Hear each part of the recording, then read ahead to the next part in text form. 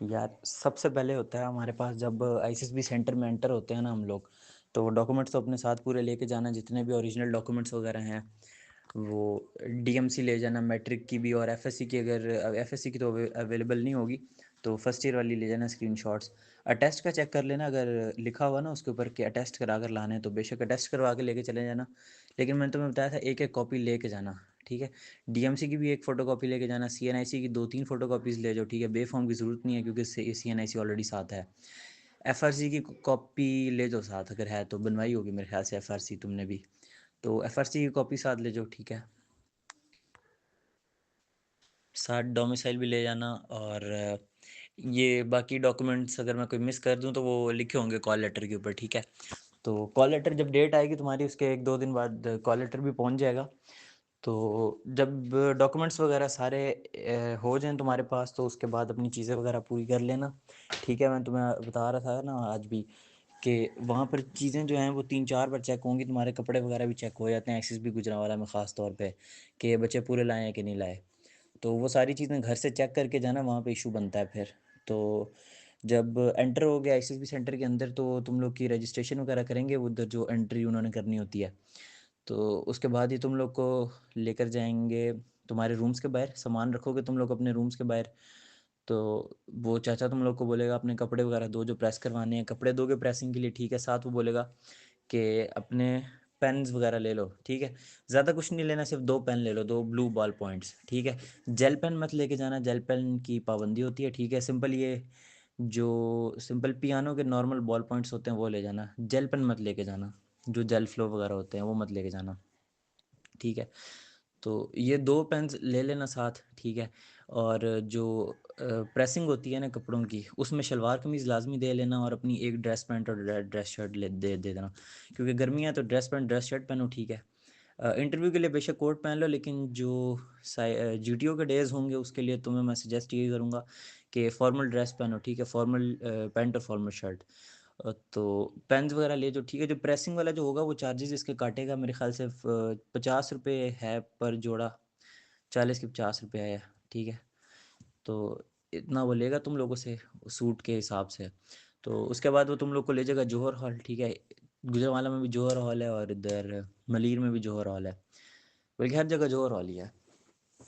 तो जौहर हॉल में जाओगे तुम लोग, वहाँ पर तुम लोग को जाके इंस्ट्रक्शंस वगैरह दी जाएंगी सारी, ठीक है। डॉक्यूमेंट्स तुम लोग के चेक होंगे, डॉक्यूमेंट्स जो हैं वो सबमिट कर लेगा, और ओरिजिनल वाले लेगा वो तुम लोगों से, ओरिजिनल वाले जितने भी डॉक्यूमेंट्स होंगे वो तुमसे जमा कर लेगा, ठीक है। जो रिक्वायर्ड होंगे उनकी वो ऊपर जो प्लास्टिक शीट लगी होती है वो उतार देगा, ठीक है। और अपने पास जमा कर लेगा, तुम लोग को चेस्ट नंबर अलॉट हो जाएंगे, ठीक है। और रूम्स जो हैं वो भी वहीं पे हो जाते हैं, अलबत्ता वो मर्ज़ी होती है उनकी कि किसी किसी सेंटर में जिस तरह गुजरांवाला है उसके अंदर वो रूम्स पहले से बने बनाए आते हैं। मलीर में था कि आप रूम अपने रैंडमली सेलेक्ट कर सकते हो।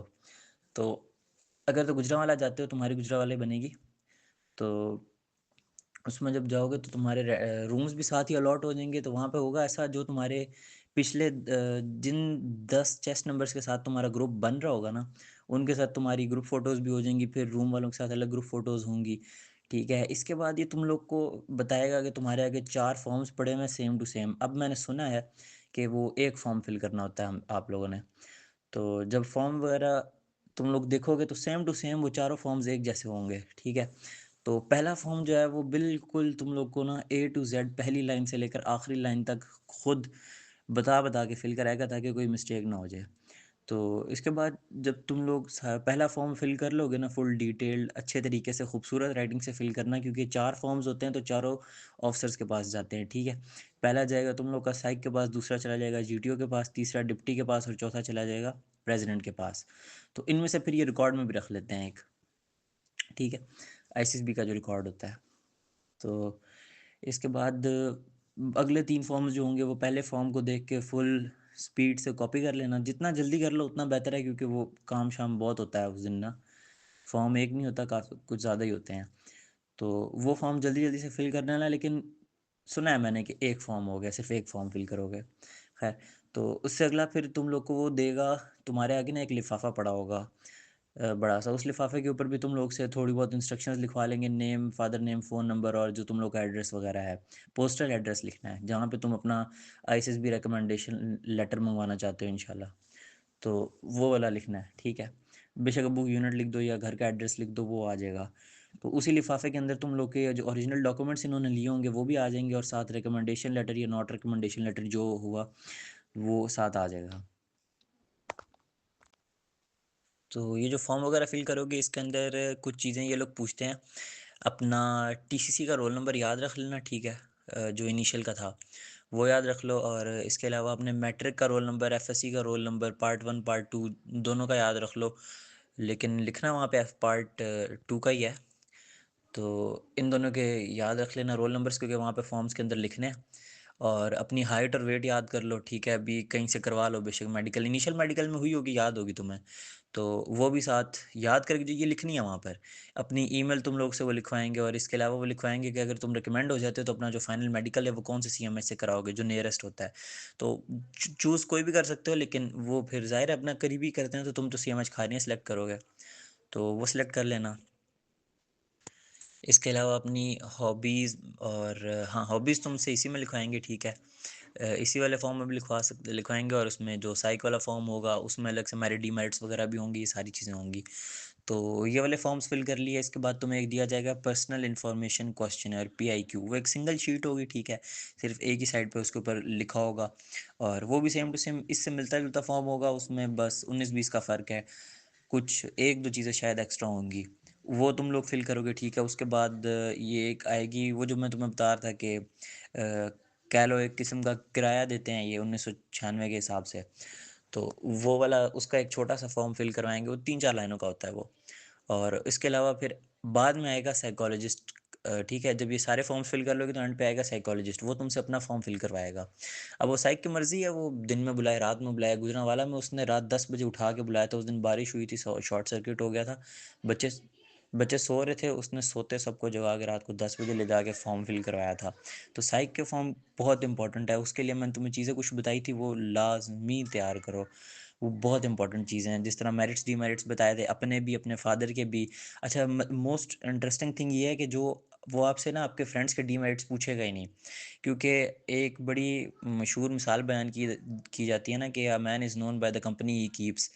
तो इंसान के ना, जब तुम अपने मेरिट्स और डीमेरिट्स लिखोगे ना, तो वो यही एज्यूम करेगा कि ये मेरिट्स और डीमेरिट्स तुम्हारे फ्रेंड्स में भी हैं। तो इसीलिए वो तुमसे ना तुम्हारे फ्रेंड्स के डीमेरिट्स नहीं पूछेगा। अगर वो पूछता है ना इंटरव्यू में, साइक का इंटरव्यू अब मस्ट हो चुका है, पहले ऑप्शनल होता था, किसी किसी का लेता था साइक जिसका दिल करे, लेकिन अब उसने सबके सबका लेना है। तो वो तुमसे अगर पूछता है ना तुम्हारे फ्रेंड के, अपने किसी फ्रेंड के मेरिट्स या डीमेरिट्स बताओ, तो वो इनडायरेक्टली वो तुमसे तुम्हारे मेरिट्स और डीमेरिट्स ही पूछ रहा है। तो अपने फ्रेंड्स के बारे में ज़्यादा सोचना ना लग जाना कि मेरा फ़लाँ दोस्त था तो उसके मैं बता देता हूँ या कोई, बस तुम अपने मेरिट्स और डीमेरिट्स जो है ना उनकी थोड़ी सीक्वेंस वगैरह चेंज करके बता दो, या 1-2 उनमें से चेंज कर दो, ठीक है। लेकिन एक बात याद रखना, वहाँ जाके लड़के जो है ना इंटरव्यू में मेरिट्स और डीमेरिट्स जाके भूल जाते हैं। यहाँ से वो सिर्फ एक बार प्रैक्टिस करके चले जाते हैं, बस एक बार कि हमने ये अपने मेरिट्स लिखने हैं, ये अपने डीमेरिट्स लिखने हैं। प्रैक्टिस करते कोई नहीं है, याद करते कोई नहीं है, वहाँ जाके फॉर्म्स में कुछ और लिख देते हैं, 1-2 चेंज हो जाते हैं। और जब साइक और डिप्टी प्रेसिडेंट या फिर जब फाइनल इंटरव्यू होता है प्रेसिडेंट का, ये तीनों में से कोई भी पूछता है कि बेटा आपके मेरिट्स और डीमेरिट्स क्या हैं, तो वो 1-2 मेरिट्स और डीमेरिट्स बता के खामोश हो जाते हैं, और बोलते हैं सर बाकी जो हैं वो बस हमने उनके ऊपर ओवरकम कर लिया। फिर वो बोलता है बेटा आपने लिखे क्यों नहीं थे। ये केसेस हुए हैं मेरे साथ, बैच में एक लड़का था उसके हुए हैं, तो मैं तुम्हें रियल टाइम केसेस बता रहा हूँ जो हुए थे। फिर my happiest incident of life, my sad incident of life, और कोई my biggest achievement of life, ठीक है, my biggest loss of life, और माय इस तरह के जो है ना, मतलब माय पैशन ऑफ लाइफ या एम्बिशन ऑफ लाइफ कह लो, माय मोस्ट हैप्पीएस्ट ड्रीम हो गया, और my most worst dream till now, इस तरह के आएंगे, इनमें से कोई भी आ सकता है, ठीक है। तो इनमें से कोई भी डाल दो कि मैं कोई उसमें स्पोर्ट्स में कंपटीशन में हिस्सा लिया था, तो उसमें मेरी टीम जीत गई थी, मैं वाइस कैप्टन था या कैप्टन था। अगर कैप्टन लिखते हो तो फिर उस जिस स्पोर्ट का लिखोगे उस स्पोर्ट्स के बारे में तुमने तैयारी करके जानी है, ठीक है। स्पोर्ट्स का अलग कॉलम होता है, और सोशल मीडिया का अलग कॉलम होता है, हॉबीज़ और डीमेरिट्स इन सब के अलग अलग कॉलम्स होते हैं, ठीक है। अब करना क्या है, इन सब को अभी से ना, मतलब जैसे ये एनईटी और ई कैट वगैरह दे लेते हो, तो अभी तो मैं कहता हूँ ये ना करो, क्योंकि इतनी जल्दी डेट आने नहीं वाली, ठीक है, तुम्हारा 17 जून को एनईटी है। तो 18 जून से आगे आगे कहीं ये स्टार्ट होंगे, तो आराम सुकून से अभी सिर्फ वेट की प्रैक्टिस करो जो मैंने तुम्हें बताई थी। तो साथ बस ये वाले कर लो जो कुछ टॉपिक्स वगैरह बताए हैं, ठीक है। अब इसमें कुछ चीज़ों का ख्याल रखो कि अपनी जो हॉबीज़ है ना, हॉबीज़ के ऊपर अभी से काम शुरू करो। वैट के साथ हॉबीज़ के ऊपर अभी काम शुरू करो। अपनी हॉबीज़ कोई सेलेक्ट कर लो। हॉबी ऐसा हो ही नहीं सकता किसी इंसान की ना हो, ठीक है। अगर तुम बोलोगे ना सर मेरी हॉबी ही कोई नहीं है, तो वो समझेगा कि तुम पूरा पूरा दिन ना बस लेटे रहते हो बेड पे, ठीक है, कोई काम नहीं करते, वेले इंसान हो, ठीक है। तो अपने स्कूल के कुछ इंपॉर्टेंट चीज़ें याद करके चले जाना, ठीक है। इस अपने स्कूल के प्रिंसिपल के बारे में और इस तरह की चंद एक चीज़ें हैं, मतलब बहुत बेसिक बेसिक सी चीज़ें पूछेगा जो इंपॉर्टेंट है, ज़्यादा डेप्थ में नहीं जाएगा। अगर वो तुम्हें ये भी ना पता होगा तुम्हारे स्कूल के बारे में, कुछ चीज़ एक दो सवाल पूछेगा, अगर वो ना पता हो तो वो फिर बोलेगा तुम बहुत ही अनअवेयर्ड लड़के थे अपने स्कूल के, ठीक है। मतलब रिस्पॉन्सिबल कह लो जिसे अपनी सराउंडिंग्स का कुछ पता ही नहीं था। इसीलिए करंट अफेयर्स और जीके बहुत इंपॉर्टेंट हो जाता है आजकल, क्योंकि आजकल उन्होंने बहुत पूछने क्वेश्चन शुरू कर दिए हैं। जितने हमारे साथ के लड़के गए थे कम से कम भी कोई 4-5 उसने पूछे थे, सबसे जीके के क्वेश्चन। डिपेंड करता है, अब हर अफसर की अपनी अपनी मर्जी होती है। हो सकता है कोई साइक ना पूछे, कोई डिप्टी ना पूछे, हो सकता है कि कोई आ जाए वो सब के सबसे पूछना शुरू कर दे। जिस तरह मेरे से उसने 5 क्वेश्चन पूछे थे। तो मैथ्स और जीके वगैरह के क्वेश्चन वो पूछते हैं। तो अपनी ये जो हॉबीज़ हैं इनके ऊपर इन डेप्थ नॉलेज लेके जाओ। फ़र्ज़ करो तुम अपनी हॉबी लिख देते हो कि बुक रीडिंग है, तो वो तुमसे पूछेगा कितनी बुक्स पढ़ी हैं। अब बुक रीडिंग हॉबी तब तक नहीं हो सकती जब तक आपने 100-200 बुक्स नहीं पढ़ी हुई, ठीक है। उससे कम पढ़ोगे तो वो बोलेगा हमें कोई ये लगा हुआ है, ठीक है, वेलियाँ मार रहा है। तो उसे भी पता है हॉबी जो होती है वो बंदा काफ़ी अरसे से कर रहा होता है। हॉबी बंदा डायरेक्टली इस तरह छोटे से time of period of time में नहीं शुरू कर सकता। तो वो अगर बुक रीडिंग बताते हो तो तुमने कम से कम फिर वहाँ 100-200 बुक्स बतानी है, सर मैंने पढ़ी हुई हैं, ठीक है। कम से कम, ज़्यादा से ज़्यादा तो मैंने ऐसे ऐसे लड़के देखे हैं इस उम्र में ना। अभी हम कितनी उम्र है यार, इसमें स्कूल लाइफ होती है, बंदा घूम फिर रहा होता है, इंजॉय कर रहा होता है। उन लड़कों को मैंने देखा 700-700 बुक्स पढ़ी हुई हैं। मेरे साथ मेरे कॉलेज का लड़का था, अबूज़र नाम था उसका, उसने 700 बुक्स पढ़ी हुई थी। और अभी वो यूट्यूब चैनल भी उसने इस चीज़ के ऊपर बनाया हुआ है, अच्छा खासा चलता है उसका सिस्टम।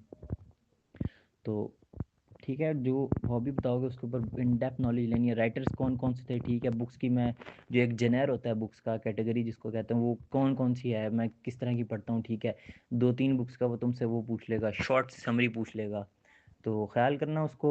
अक्सर लोग होते हैं जिनको पता भी होता है। अभी एक रिसेंट ही हुआ है हमारे लड़के के साथ, मतलब किसी के बैच में था कोई लड़का, उसने बोला कि सर मैं बैडमिंटन खेलता हूँ अपनी इसमें हॉबीज़ में, फ्री टाइम में जाकर। उसने बोला अच्छा, वो उसकी किस्मत की सितम ज़रीफ़ी देखो, वो अगला जो बैठा हुआ था डिप्टी, वो खुद बैडमिंटन खेलता था और बैडमिंटन का अच्छा खासा प्लेयर था। उसने कहा अच्छा बैडमिंटन खेलते हो, मुझे भी बड़ा शौक है। बस वो लड़का यहीं पे फंस गया।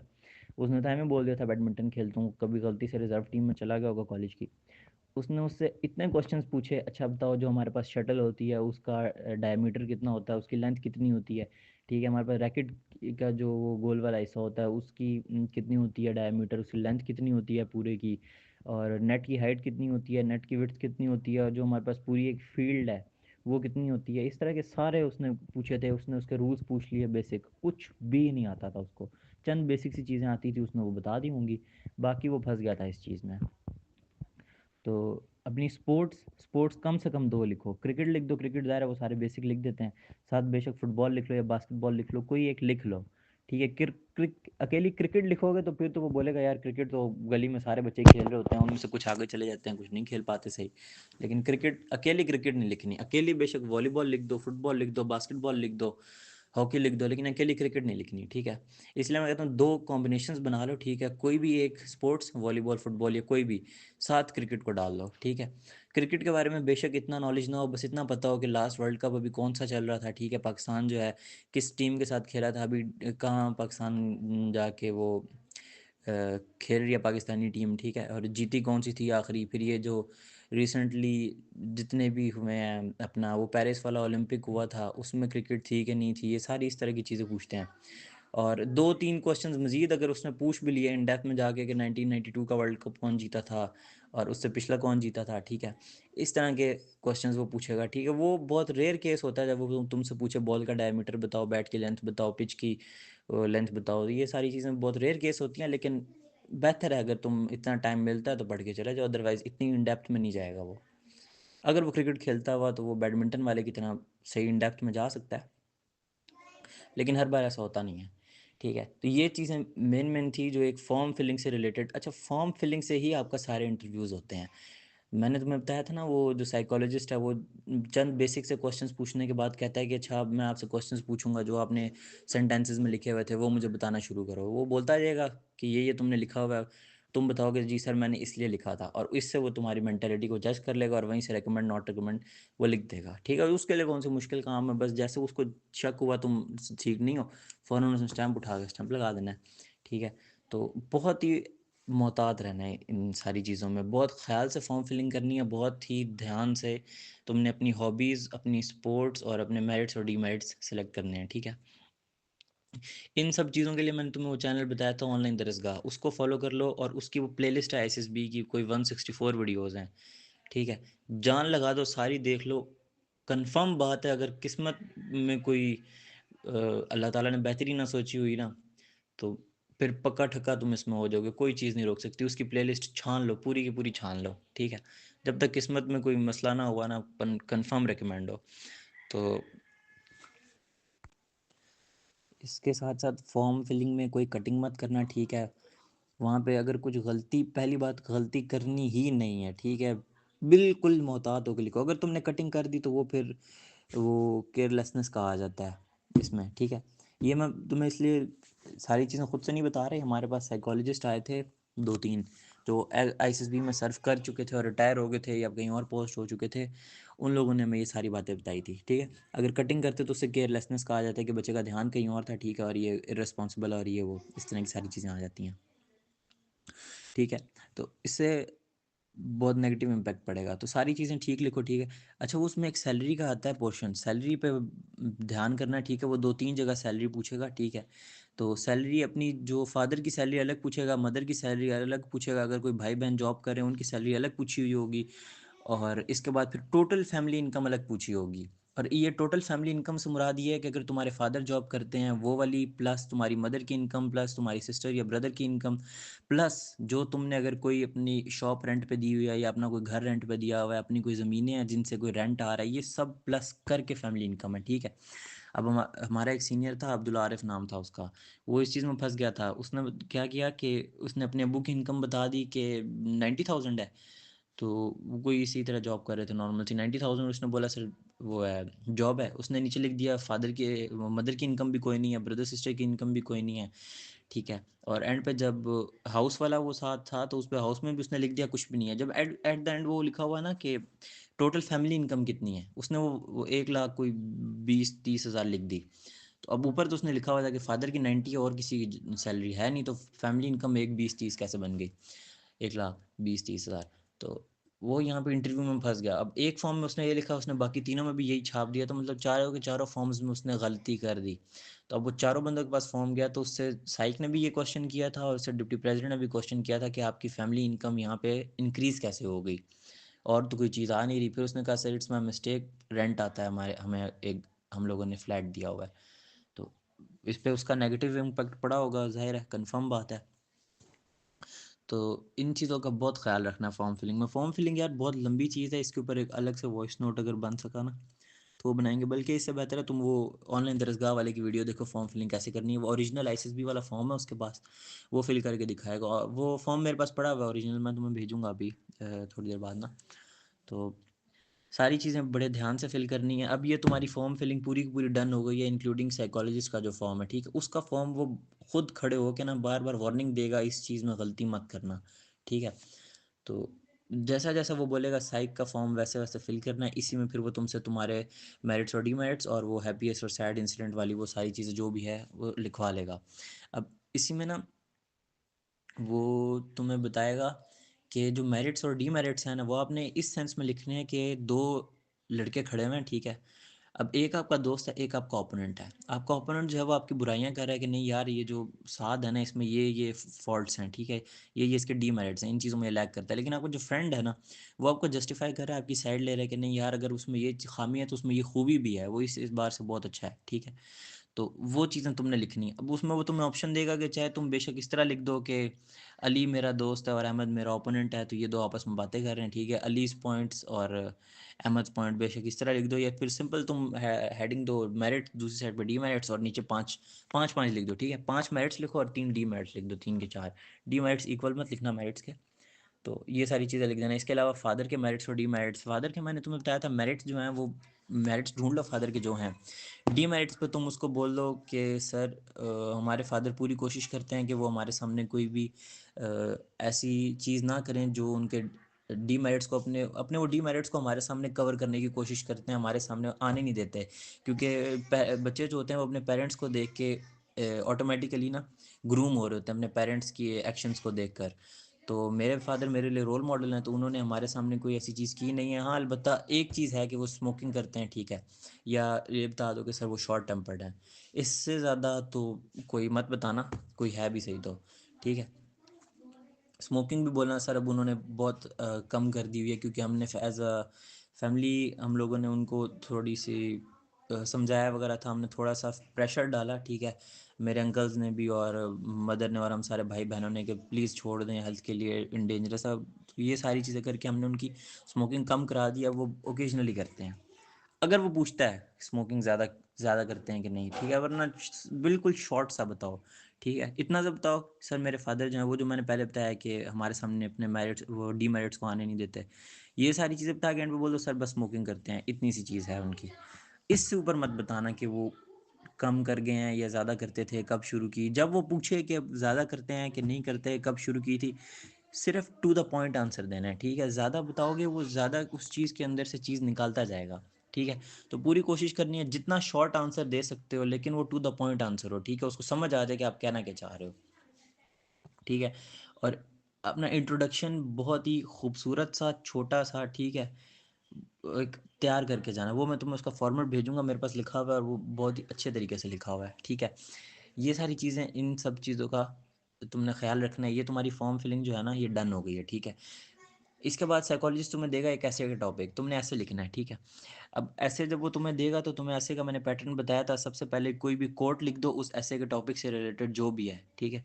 उसके बाद नीचे हेडिंग दे दो आउटलाइंस की, उसके नीचे सारी जितनी भी हेडिंग्स हैं जो तुमने सोची होंगी कि इंट्रोडक्शन, फिर कह लो कि कॉजेज़, इफ़ेक्ट्स, सॉल्यूशंस, कंक्लूजन, जो भी तुम्हारे जहन में आती हैं हेडिंग्स, सिर्फ उन हेडिंग्स को लिख लो तरतीब से, ठीक है। उसके बाद अब आगे अगली शीट से, वो शीट इस पे ख़त्म हो ही जाएगी करीब करीब, तो अगली शीट से तुम हेडिंग मत दो, उस हेडिंग के हिसाब से ना तरतीब से अपने तुम पैराग्राफ्स लिखते जाओ, जो भी ऐसे कि तुमने सोचे हुए थे, जो हेडिंग्स दी हुई थी उनके हिसाब से, ठीक है। दोबारा कोई हेडिंग देने की ज़रूरत नहीं है, ना ये लिखने की ज़रूरत है कि हेडिंग नंबर 1 के पैराग्राफ है या कुछ भी। बस पहले पेज पे तुमने सारी हेडिंग्स दे दी, बस आगे से लिखना शुरू कर दो, ठीक है। तो इसके बाद फिर ये तुम्हारा पहला डे जो है ये पूरा का पूरा कंक्लूड हो जाता है, ठीक है। अब दूसरा दिन आता है, ठीक है। दूसरे दिन मैंने तुम्हें बताया था कि पहले दिन जब कपड़े प्रेसिंग के लिए दोगे तो शलवार कमीज़ दे लेना। अब दूसरे दिन तुमने सुबह उठ के शलवार कमीज़ पहननी है, ठीक है। और चाचा जो है वो तुम्हें सुबह 4 बजे उठा देगा, बोलेगा नमाज़ वगैरह पढ़ो, ठीक है, और तुम लोग को बोलेगा कि रेडी होके नीचे आ जाओ, ठीक है। बाकी बेशक सारे के सारे ड्रेस पैंट पहनो, जो मर्जी करो, तुम शलवार कमीज़ में सुकून से जाओ, दूसरे दिन कोई तुम्हें जज नहीं कर रहा होगा, ठीक है। साइक भी तुम्हें जज नहीं कर रहा होगा, वो सिर्फ तुम लोग को टेस्ट करवाने पे फोकस करेगा। हाँ, अगर उसने तुम्हें ना चेस्ट नंबर बोल के खड़ा कर दिया कि ये तुम्हारा इशू है, तुम शोर कर रहे थे या इधर उधर देख रहे थे, फिर मसला बनेगा, फिर वो नोट कर लेते हैं और वो कोई 5-6 साइक इकट्ठे बैठ जाते हैं वहाँ पे, तो रोला बन जाता है, ठीक है।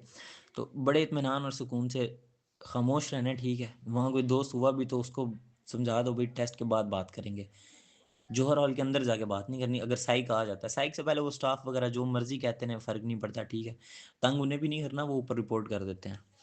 तो फॉर्म फिलिंग भी सुकून से करना है, ये स्टाफे कराएंगे, कोई बड़ी मसले की बात नहीं है। फॉर्म फिलिंग तब तक कोई तुमसे फॉर्म नहीं लेगा जब तक तुम आखिरी लाइन लिख नहीं लेते हैं, चीखते जितने मर्जी रहें, ठीक है। तो अब वो तुम्हें बोलेंगे कि भाई कंप्यूटर ऑन करो, ठीक है, तुम्हारे आगे कंप्यूटर लगा होगा, कंप्यूटर ऑन करोगे, ठीक है। तो वो तुम्हें तुम्हारे सामने एक पेज आ जाएगा, ठीक है, उसके ऊपर तुम दो ऑप्शंस होंगी, एक होगा टेस्ट शीट, ठीक है, क्वेश्चन शीट के पता नहीं टेस्ट शीट था, और जो दूसरा ऑप्शन था वो था फॉर्म फिलिंग का। फॉर्म फिलिंग के ऊपर वो बोलेंगे क्लिक करो, फॉर्म फिल करोगे, ठीक है, वही सेम टू सेम जो पहले दिन फॉर्म फिल किए थे ना, चार एक जैसे, वो फॉर्म तुमसे सेम टू सेम वही फॉर्म ऑनलाइन भी फिल करवाएंगे कंप्यूटर के ऊपर।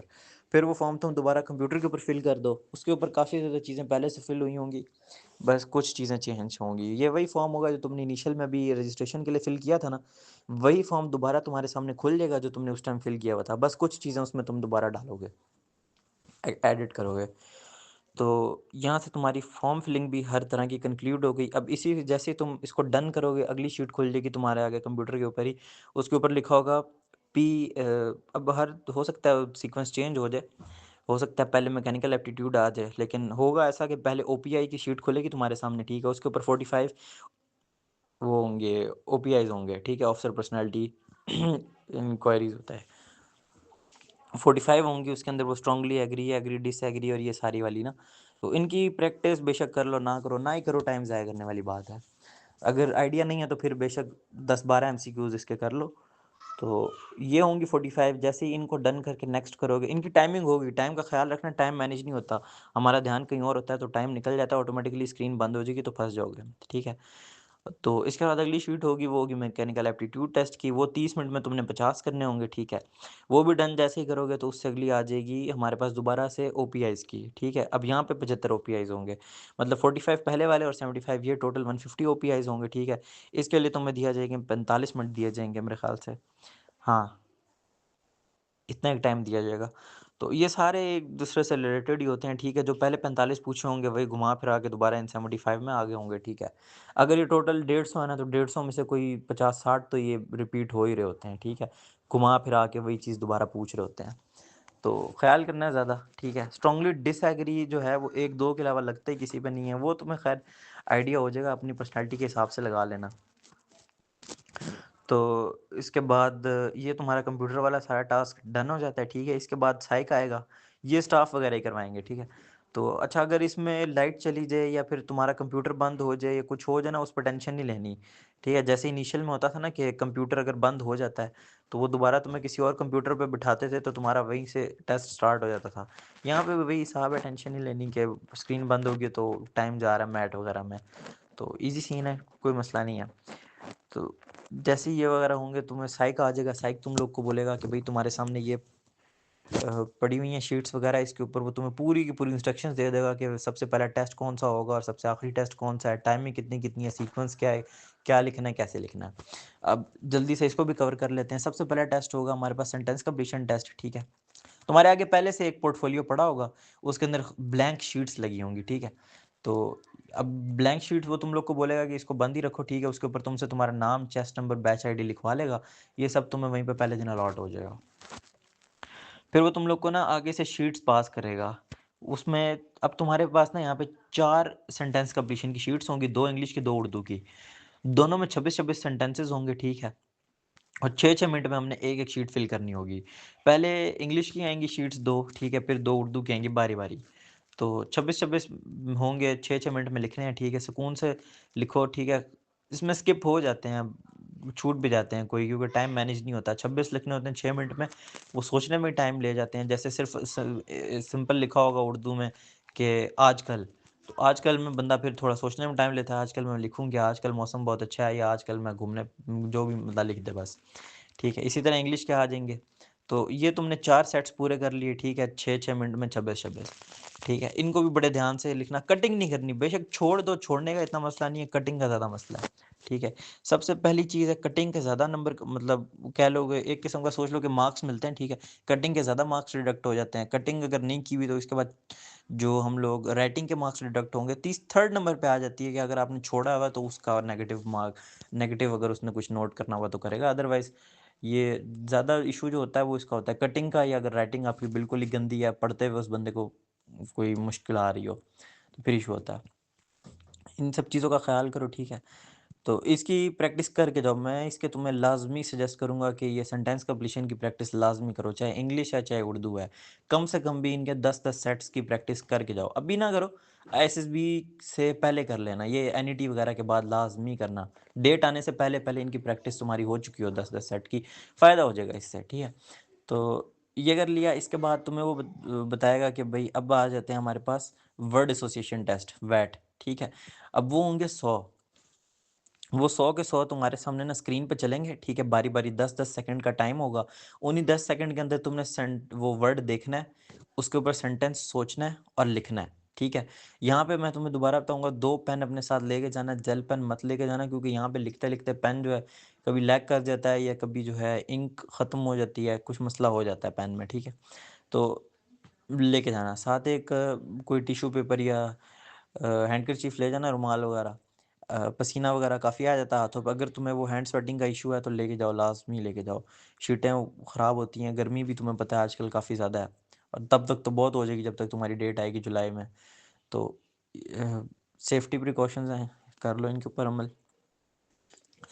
इसके बाद वो टाइमर स्टार्ट होगा, ठीक है? तुम्हारे सामने जो शीटें, वो बोलेगा अपना डोज़ियर खोलो, ठीक है? डोज़ियर जैसे ही खोलोगे ना, तुम्हारे सामने कुछ शीट्स होंगी। अब पहली शीट जो होगी ना, उसकी आगे वाली साइड पे 1 से लेकर 25 तक काउंटिंग लिखी होगी, ठीक है? पिछली साइड ब्लैंक होगी, ठीक है? तो 1 से लेकर 25 उस पे तुमने वर्ड नहीं लिखना जो स्क्रीन पे शो हो रहा होगा। बस डायरेक्ट वर्ड पढ़ा, सेंटेंस लिख दो, ठीक है? काउंटिंग के आगे मैं बार-बार बता रहा हूँ, काउंटिंग की सीक्वेंस ख़राब मत करना। अगर कोई स्किप हो गया, नहीं आ रहा, उसकी लाइन छोड़ दो, लेकिन उसको उसकी जो सीक्वेंस है वो ख़राब मत करना। मतलब अगर तुम्हें 26 वाला नहीं आ रहा, तो 26 वाले की जगह 27 वाला मत लिख देना। 26 को ब्लैंक छोड़ो, 27 पे लिखो जाके, ठीक है? 26 वाले का सिर्फ़ वर्ड लिख दो, अगर तुम्हें उसका मीनिंग नहीं आता, तो वो कोई इश्यू नहीं है, मीनिंग ज़रूरी नहीं सबको आता हो। आईएसएसबी में वो आपकी इंग्लिश नोट नहीं कर रहे। अगर आपको इंग्लिश नहीं भी आती ना, यार वो जो आईएसपीआर का जो ड्रामा आया था अहद वफ़ा, उन्होंने उसमें बहुत ही बेस्ट एग्ज़ाम्पल दी है गुलज़ार की, ठीक है? वो रिकमेंड हुआ था ना, उसको भी इंग्लिश कख नहीं आती थी, तो आईएसएसबी में आपकी इंग्लिश नहीं नोट कर रहे, ठीक है? तो इंग्लिश के ऊपर बिल्कुल टेंशन नहीं लेनी, मतलब नहीं भी आते ना, अगर 10 इंग्लिश के ऐसे वर्ड्स थे वैट में जो जिसके मीनिंग नहीं आते, फिर भी कोई मसला नहीं है। बस उसकी सीक्वेंस ख़राब नहीं करनी, ये बहुत नेगेटिव पॉइंट है सीक्वेंस वाला, ठीक है? वो ये होगा कि आप अपनी गलती को ना छुपाने की कोशिश कर रहे हो, ठीक है? तो ये एक किस्म की चीटिंग का आ जाता है। तो ये भी हमें उसी साइक ने बताया था, ठीक है? डिपेंड करता है, हर साइक की अपनी मेंटालिटी होती है, लेकिन फिर भी एहतियात करो, ठीक है? वैट की ट्रिक ये है कि इसमें तुम यहाँ से कम भी ना 500-600 की प्रैक्टिस करके जाओ, ठीक है? मतलब यही होगा कि 5-6 वैट के सेट्स की प्रैक्टिस करके जाओ, वो भी तुम्हारे पास पड़े हुए हैं, बाकी मैं कुछ सेंड कर देता हूँ, मेरे पास हैं, ठीक है? और वो उससे काफ़ी फ़ायदा हो जाएगा, और चंद एक हैं जो मैंने तुम्हें दिन में बताए थे, ठीक है? बॉय गर्ल वगैरह इस तरह के जो मेन है ना, मैन वुमेन, इन सब के पहले से याद करके जाओ, ठीक है? और वहाँ इसका भी वॉर का भी याद करके जाना, वॉर का भी वहाँ पे जाके लोग चवलियाँ मार रहे होते हैं, ठीक है? तो इसका बड़ा ख़्याल करना, वॉर का याद करके जाना, बैटल का भी ये, ठीक है? चंद एक हैं उनके लाज़मी याद, यहाँ से याद करके जाओगे, वहाँ आसानी होगी, जैसे ही आएगा फ़ौरन लिख लोगे, ठीक है? और वो फिर तुम्हें उधर जाके साइक के टेस्ट में जाके भी याद रहेगा, जब वो इंटरव्यू पूछेगा, सॉरी, साइक के इंटरव्यू में भी याद रहेगा। अगर फ़र्ज़ करो वॉर का तुमने यहाँ से याद करके नहीं गए, वहाँ जाके कोई भी रैंडम सा लिख दिया ना, तो अगर वो तुमसे पूछे बेटा आपने वॉर का सेंटेंस क्या बनाया था? तो वहाँ जाके फिर हमें भूल जाए, क्योंकि वहाँ तो हम लोग इंस्टेंट जो हमारे ज़हन में आता है, हम वही फ़ौरन लिख देते हैं। तो अब इंटरव्यू में हो सकता है हमें याद भी ना आए, और नहीं, अक्सर ऐसा होता है नहीं याद आता कि हमने सेंटेंस लिखा क्या था वॉर का, ठीक है? तो फिर वो थोड़ा नेगेटिव पॉइंट चला जाता है। मैंने तुम्हें बताया था ना कि वो यही सोचता है कि जो आपने सेंटेंस लिखा है, वो चीज़ आपकी ज़िंदगी में कभी न कभी, कहीं न कहीं हुई है आपके साथ, तो आपके ज़हन में आई है, ठीक है? और ये पार्शियली उसकी बात ठीक भी है, जहाँ तक मैंने भी नोट किया हुआ है, ठीक है? मतलब सारे इस चीज़ पे एग्री करते हैं, ऐसा होता है। हम लिखते वही हैं जो हमारी ज़िंदगी में कहीं न कहीं हुआ होता है, क्योंकि इंसान के ज़हन खुद से कोई चीज़ सोच तो सकता नहीं है, जो होता है वही उसी को घुमा-फिरा के वो इंटरप्रेट कर रहा होता है। तो ये इधर से याद करके जाओ, ठीक है? ये जो चंद एक हैं, जो कंट्रोवर्शियल होते हैं कुछ, ठीक है? इस तरह के यहीं से याद करके जाओ। इस्लामोफ़ोबिया ये भी आया हुआ था, तो इस तरह के कर लो। इतने लंबे-लंबे आते नहीं हैं, लेकिन ये आया हुआ था इस्लामोफ़ोबिया वाला। तो ये हो गया तुम्हारा, ठीक है? ऐसे के टॉपिक्स का मुझे याद है, उसका मेरे पास एक पीडीएफ है, वो मैं तुम्हें भेजूँगा। उन ऐसे के टॉपिक्स के ऊपर लाज़मी कुछ ना कुछ लेके जाओ डिटेल वगैरह, ठीक है? अब नहीं भी याद ना, तो एक इंस्टीट्यूट है जापान का और एक अमेरिका का, 2 इंस्टीट्यूट्स हैं। इनके नाम याद कर लेना, मुझे नाम भूल गया, मुझे याद आएँगे, मैं तुम्हें नाम भी उनके सेंड कर दूँगा, ठीक है? खुद से कोई भी सर्वे डाल दो, ठीक है? इन 2019 या 2016, 2016 कर दो, उसमें उस साल में बहुत ज़्यादा सर्वेज़ कंडक्ट की थी इन दोनों इंस्टीट्यूट्स ने। तो 2016 या 2015 कुछ डाल दो, 2015, 16, 14 किसी में, इन्होंने एक सर्वे कंडक्ट किया था, जिस सर्वे के मुताबिक ये ठीक है, इंस्टीट्यूट का नाम लाज़मी लिख देना। यही इंस्टीट्यूट तुम्हारे इंटरव्यू में भी काम आ सकता है, ठीक है? और वैट सॉरी यार उसका क्या नाम है?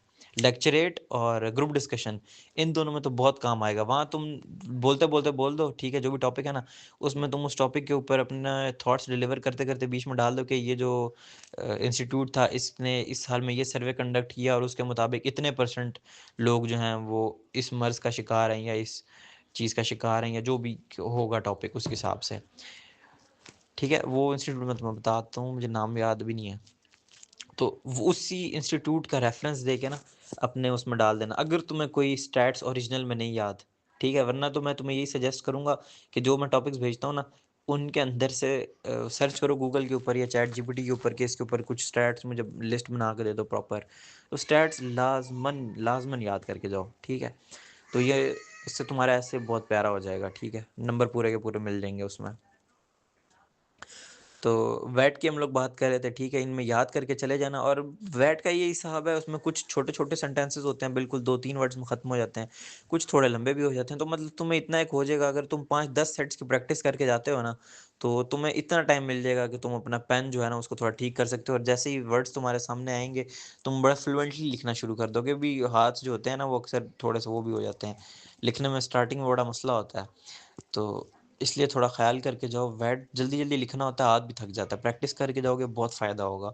वैट एक वाहिद ऐसी चीज़ है जिससे जो है ना अपना साइक, वो तुम्हारी आधी पर्सनैलिटी यहीं से जज कर लेगा, उसके बाद बाकी वो उससे करता है।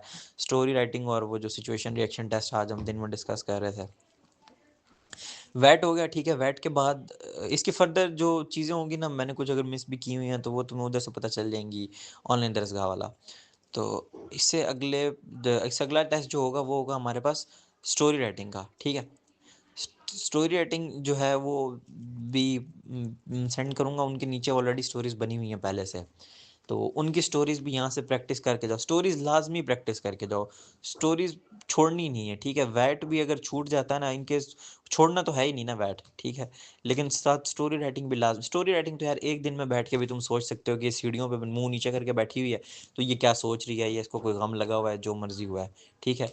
वो यहाँ से सोच के जाओगे, वहाँ जाके वो अभी जो स्टोरी राइटिंग होती है ना, इसका ये होता है कि स्टोरी राइटिंग के लिए हमें दिया जाता है, अभी 4 स्टोरीज़ लिखवाएँगे वो तुमसे, ठीक है?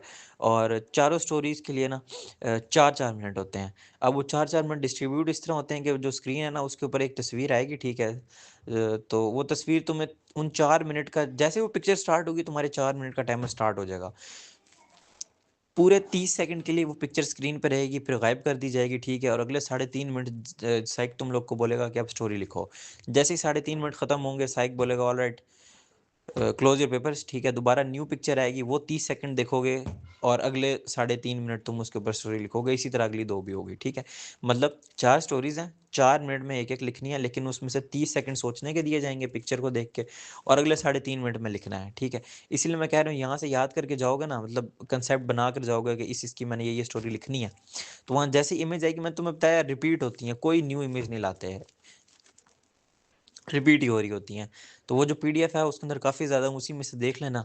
तो 4 होती हैं, 4 में से एटलीस्ट 2 तो रिपीट हो ही जाएँगी ना, तो वो भी टाइम काफ़ी बच जाता है। तो उनको देख के जाओगे, तो जैसे ही वो स्क्रीन पर आएगी, तुम फ़ौरन तुम्हारे ज़हन में आएगा मैंने ये लिखनी थी, तो तुम वो स्टोरी लिख लोगे और बहुत फ़ायदा हो जाएगा इससे। ठीक है? अब इसका फ़ायदा क्या होगा कि जैसे ही तुम्हारी स्टोरी टाइम से पहले ख़त्म हो जाएगी ना, बड़ी खामोशी से तुम वैट वाला पेज खोलना जो स्किप हो गया ना, उसको लिख लेना, क्योंकि वैट अगर उसने तुम्हें दोबारा लिखते देख लिया तो वो तुम्हें खड़ा कर लेगा, तुम्हारा चेस्ट नंबर तुमसे पूछता है और वो होता है इतना मेन इससे इशू नहीं है, लेकिन आप उसकी नज़रों में आ जाते हो, ठीक है? तो ऐसा होने नहीं देना तुमने। फ़ौरन जैसे ही स्टोरी जल्दी कंप्लीट कर लोगे तो तुम फ़ौरन जाके वैट भी कर लोगे, इसका बहुत फ़ायदा है, ठीक है? चारों स्टोरीज़ होगी, इसके बाद आ जाती है दोबारा उसकी पिक्चर स्टोरी, सॉरी इसकी वो जो स्टोरी कंप्लीशन होती है, ठीक है? सेंटेंस छोटा-सा दिया होगा, उससे हम लोगों ने स्टोरी कंप्लीट लिखनी होगी, ठीक है? उसमें पिक्चर नहीं होगी, सिर्फ़ एक छोटी-सी लाइन लिखी होगी कि वो कमरे में पड़ रही थी अचानक। अब इससे आगे तुमने एक पूरी स्टोरी लिखनी है। ये भी 4 होंगी, 4-4 मिनट होंगे इनके लिए, ठीक है? ये शायद 2 होंगी, ये मुझे ज़हन से निकल गया। ख़ैर 4 ही होंगी शायद। तो ये भी टेस्ट होगा। अब इसके बाद साइक का लास्ट टेस्ट आ जाता है हमारे पास, वो होता है सिचुएशन रिएक्शन टेस्ट, ठीक है? अब इसमें भी हमारे पास 5 सिचुएशंस होंगी, ठीक है? 10 मिनट के अंदर वो हमने 5 लिखनी है, मतलब क्या होगा 2-2 मिनट हमारे पास होंगे पर सिचुएशन, ठीक है? अब वो सिचुएशन का सीन ये होता है कि वो काफ़ी लंबी लिखी होती है, ठीक है? 5-10 लाइनों की सिचुएशन होती है। मतलब इस तरह के आपका एक दोस्त है, ठीक है?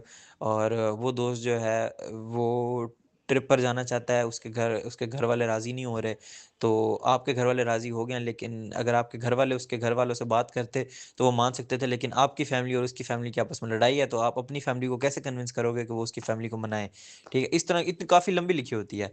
तो वो पढ़ते-पढ़ते ही बंदे के 30-40 सेकंड निकल जाते हैं, तो बंदा सोचे कब और लिखे कब, 2 मिनट होते हैं।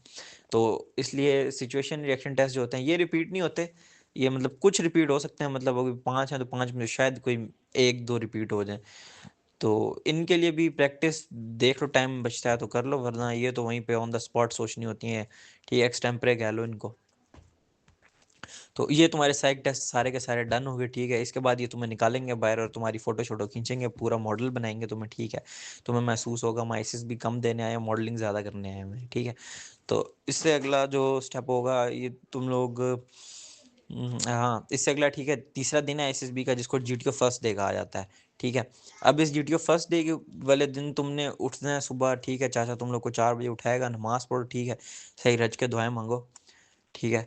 और इसमें तुम लोगों ने मेस जाना है, इसमें फॉर्मल ड्रेस पैंट शर्ट में जो मैंने तुम्हें बताई थी कि दे लो एक फॉर्मल ड्रेस शर्ट दे लो और एक पैंट दे लो, ठीक है।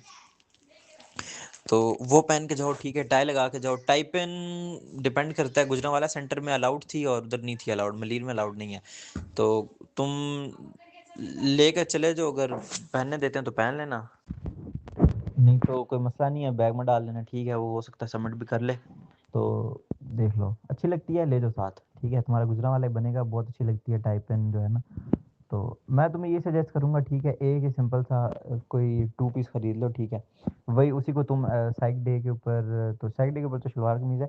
जो जीटीओ फर्स्ट डे है उसके ऊपर तुम उसको as a formal dress pant और ड्रेस शर्ट पहन के चले जाना, और जब इंटरव्यू होगा तो उसके ऊपर तुम कोट पहन के चले जाना और इज़ी सीन है, कोई मसला नहीं है। बहुत अच्छा बन जाता है ये, ज़्यादा खर्चा करने की ज़रूरत नहीं है। लड़के 3-3 लाए हुए थे हर दिन के लिए अलग-अलग, तो फ़िज़ूल है, कोई फ़ायदा नहीं है। तो ये कर लो, ठीक है। तो अ इसके बाद तुम लोग को ले जाएँगे ये जौहर हॉल में, ठीक है। सुबह-सुबह जौहर हॉल में बैठोगे तुम लोग, वहाँ पे अच्छा इसमें ड डिपेंड करता है अभी हो सकता है जब तुम लोग साइक टेस्ट दे के निकलो ना, तो हो सकता है वहाँ पे तुम लोग को जीटीओज़ के ग्रुप्स जो हैं वो अनाउंस कर दिए जाएँ कि भई ये चेस्ट नंबर जो हैं, ये ग्रुप नंबर अल्फ़ा है, ये चार्ली है, ये बीटा है, ठीक है, जो भी है। या हो सकता है कि जब तुम अगले दिन सुबह जाओ जौहर हॉल में, तो वहाँ आके तुम लोग को ग्रुप्स अनाउंस हों। तो ठीक है, दोनों चीज़ें पॉसिबल हैं। अब हमारे साथ ऐसा हुआ था, आईएसएसबी गुजरांवाला में ये सिस्टम होता है कि साइक टेस्ट के बाद आधे ग्रुप्स पता चल जाते हैं और आधे सुबह पता चलते हैं, ठीक है। तो लेकिन जो मलीर में हुआ था कि सबके सबको सुबह पता चले थे, जौहर हॉल में जाके बैठ गए थे, तो बारी-बारी जीटीओ आते थे, जीटीओ आके चेस्ट नंबर्स कॉल आउट करते थे और उनको फिर बता देते थे कि तुम्हारे ग्रुप का नंबर ये है, ठीक है। तो तुम लोग को वो ले जाते थे, ठीक है। जैसे ही तुम्हारा ग्रुप अनाउंस होगा, तुम्हें जीटीओ साथ लेके जाएगा, ठीक है। जीटीओ जब आ गया है, तो भई बिल्कुल तुम सीरियस हो जाओ, हँसना है ही नहीं, ठीक है।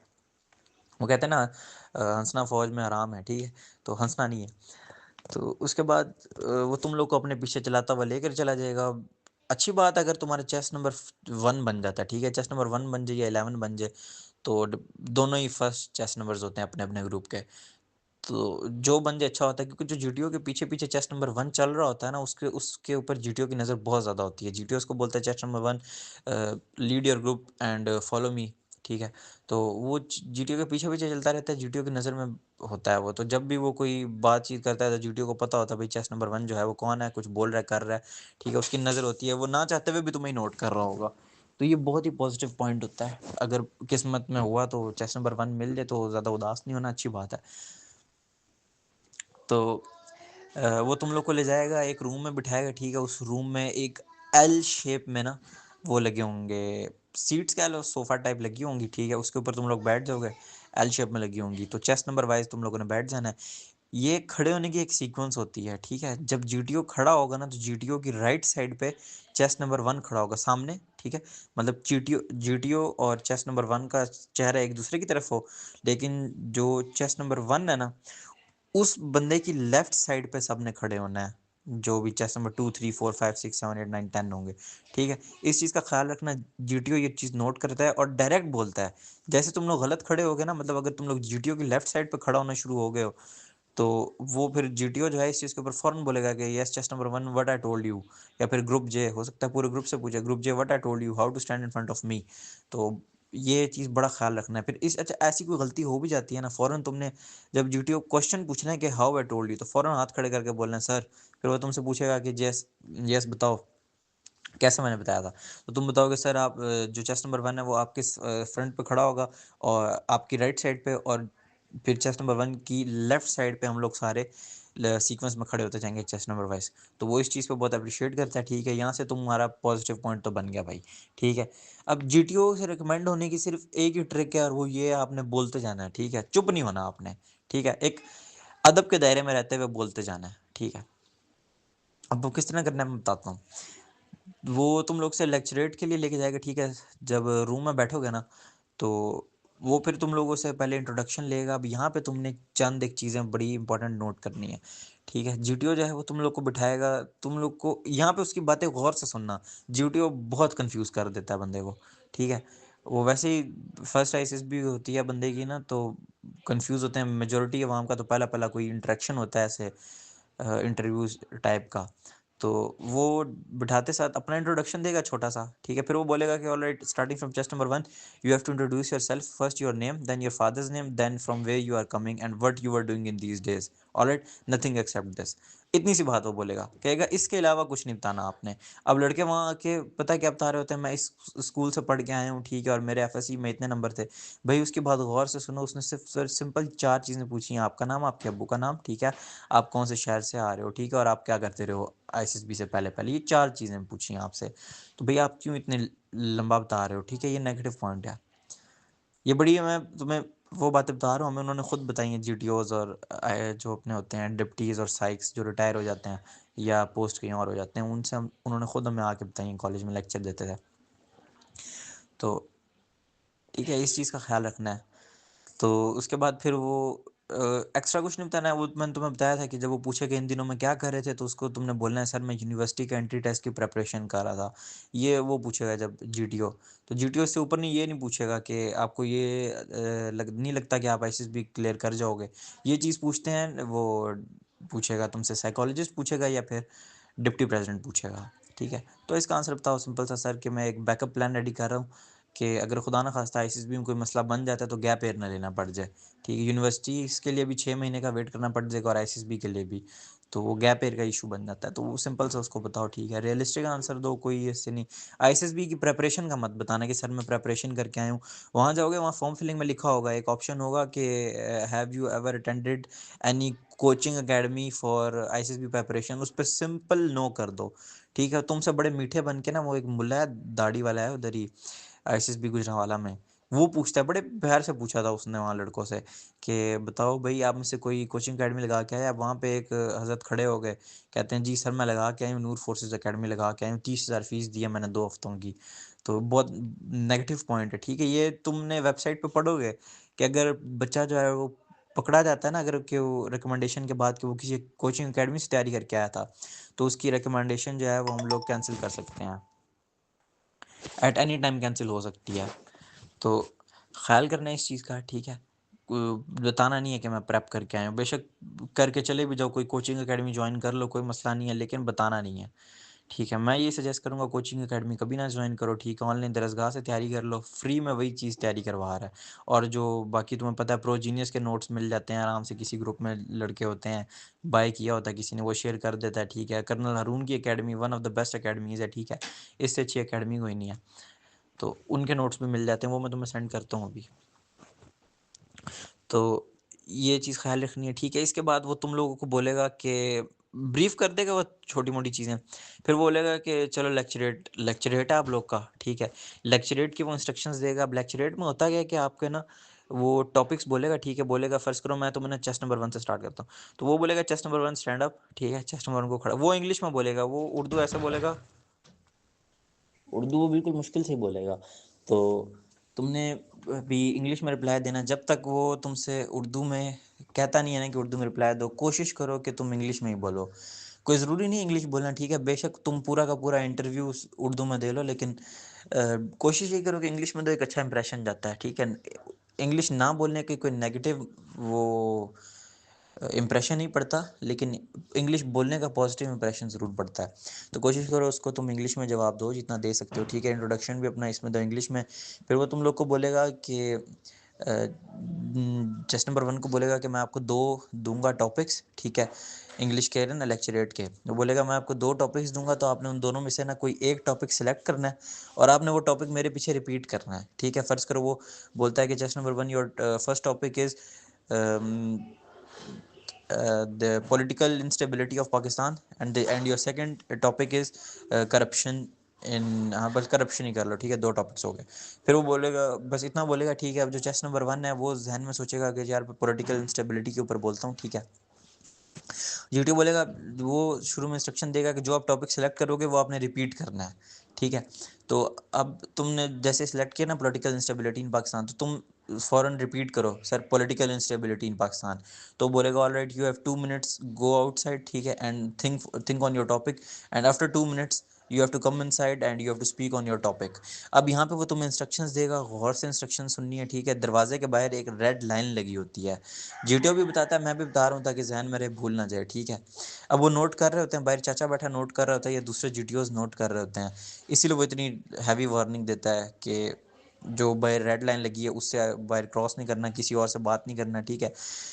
कोई ना भी हो तो अगर आप पकड़े जाते हो ना किसी से बात करते हो तो वो जीटीओ जो है वो उसका नेगेटिव इंप्रेशन जाता है उसके ऊपर, अदरवाइज़ मसला इतना कोई नहीं है, ठीक है?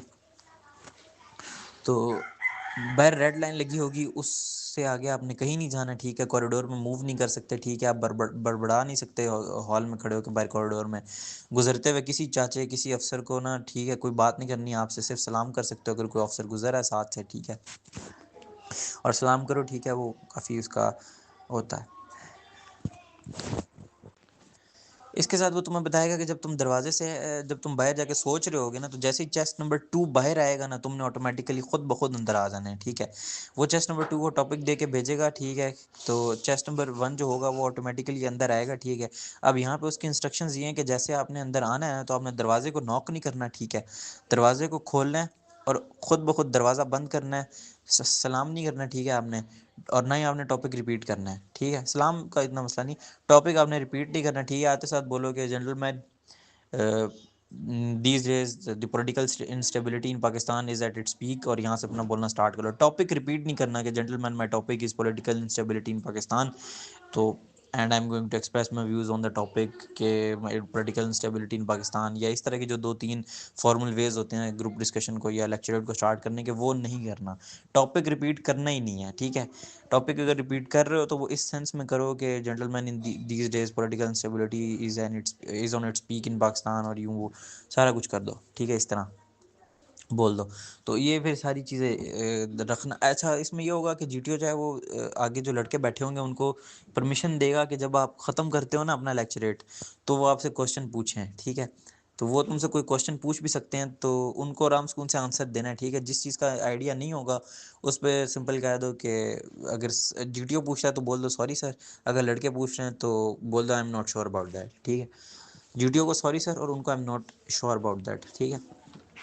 वहाँ पर बैठ के तुमने किसी भी लड़के को उसके नाम से नहीं बुलाना, ठीक है? यार नहीं कहना, ओए नहीं कहना, भाई नहीं कहना, डायरेक्ट बोलना चेस्ट नंबर फलां, जो भी चेस्ट नंबर है उसका, मतलब चेस्ट नंबर 7 को तुम बुला रहे हो तो उसको बोलो chest number 7 please listen to me, या जो भी है इस तरह की बात कर लेनी है, ठीक है? तो अब जब चेस्ट नंबर 1 को वो टॉपिक दे के बाहर भेजेगा, तो फिर वो जो अंदर बैठे होंगे ना, इनको बोलेगा alright gentleman, until chest number 1 is thinking on this topic, let's have some informal discussion. वो तुम्हें बताएगा भी सही कि इसके कोई, मैं आपको जज नहीं करूँगा, बस आप मुझे कोई न्यूज़ बता दें ताकि मुझे आइडिया हो सके कि क्या चल रहा है। पाकिस्तान की न्यूज़ बता दो, स्पोर्ट्स की बता दो, फॉरेन कंट्रीज़ की इंटरनेशनल जो न्यूज़ हैं वो बता दो, कुछ बता दो। तो घर से तुम एक नेशनल न्यूज़, एक इंटरनेशनल और एक स्पोर्ट्स, ये 3 न्यूज़ तैयार करके जाओ, ठीक है? और कोशिश करो कोई अनकॉमन तैयार करके जाओ, जो कॉमन ना हुई हो ज़्यादा, वो तैयार करके जाओ। जिस तरह अभी जो पीएसएल के हवाले से कोई तैयार करके ना ले जाना कि पीएसएल जो था वो लाहौर कलंदर्स जीत गई थी, वो तो वहाँ पे 10 में से कोई 4-5 लड़के बताएंगे, ठीक है? कोशिश करो यूनिक आए, अलग आए, ठीक है? तो अभी वो जो टिकटॉकर का मर्डर हुआ है वो भी बहुत कॉमन होगी, वो भी मत बताओ। तो कोई और बताओ, ढूँढ लेना, अभी तो बहुत टाइम है, तब तक कोई ना कोई करारी न्यूज़ बन ही जाती है। उसको सेलेक्ट कर लो, ठीक है। इंटरनेशनल भी ऐसी कोई सेलेक्ट करना जो आम तौर पर इंटरनेशनल मीडिया, सारे इंटरनेशनल मीडिया के जो प्लेटफ़ॉर्म्स हैं वो ना दिखा रहे हों, बस चंद 1-2 ने दिखाई हो, लेकिन वो कुछ ऐसी हो जो जीटीओ को सुन के लगे यार चलो ठीक है, कुछ हद तक इम्पोर्टेंट तो थी ना, जिसमें अमेरिका इन्वॉल्व हो या कोई इस तरह की हो, वो सिलेक्ट कर लेनी। इसी तरह स्पोर्ट्स की भी सिलेक्ट कर लेना, ठीक है। तो जीटीओ की इंस्ट्रक्शंस मैं फिर रिपीट कर रहा हूँ, बहुत गौर से सुननी है, ठीक है।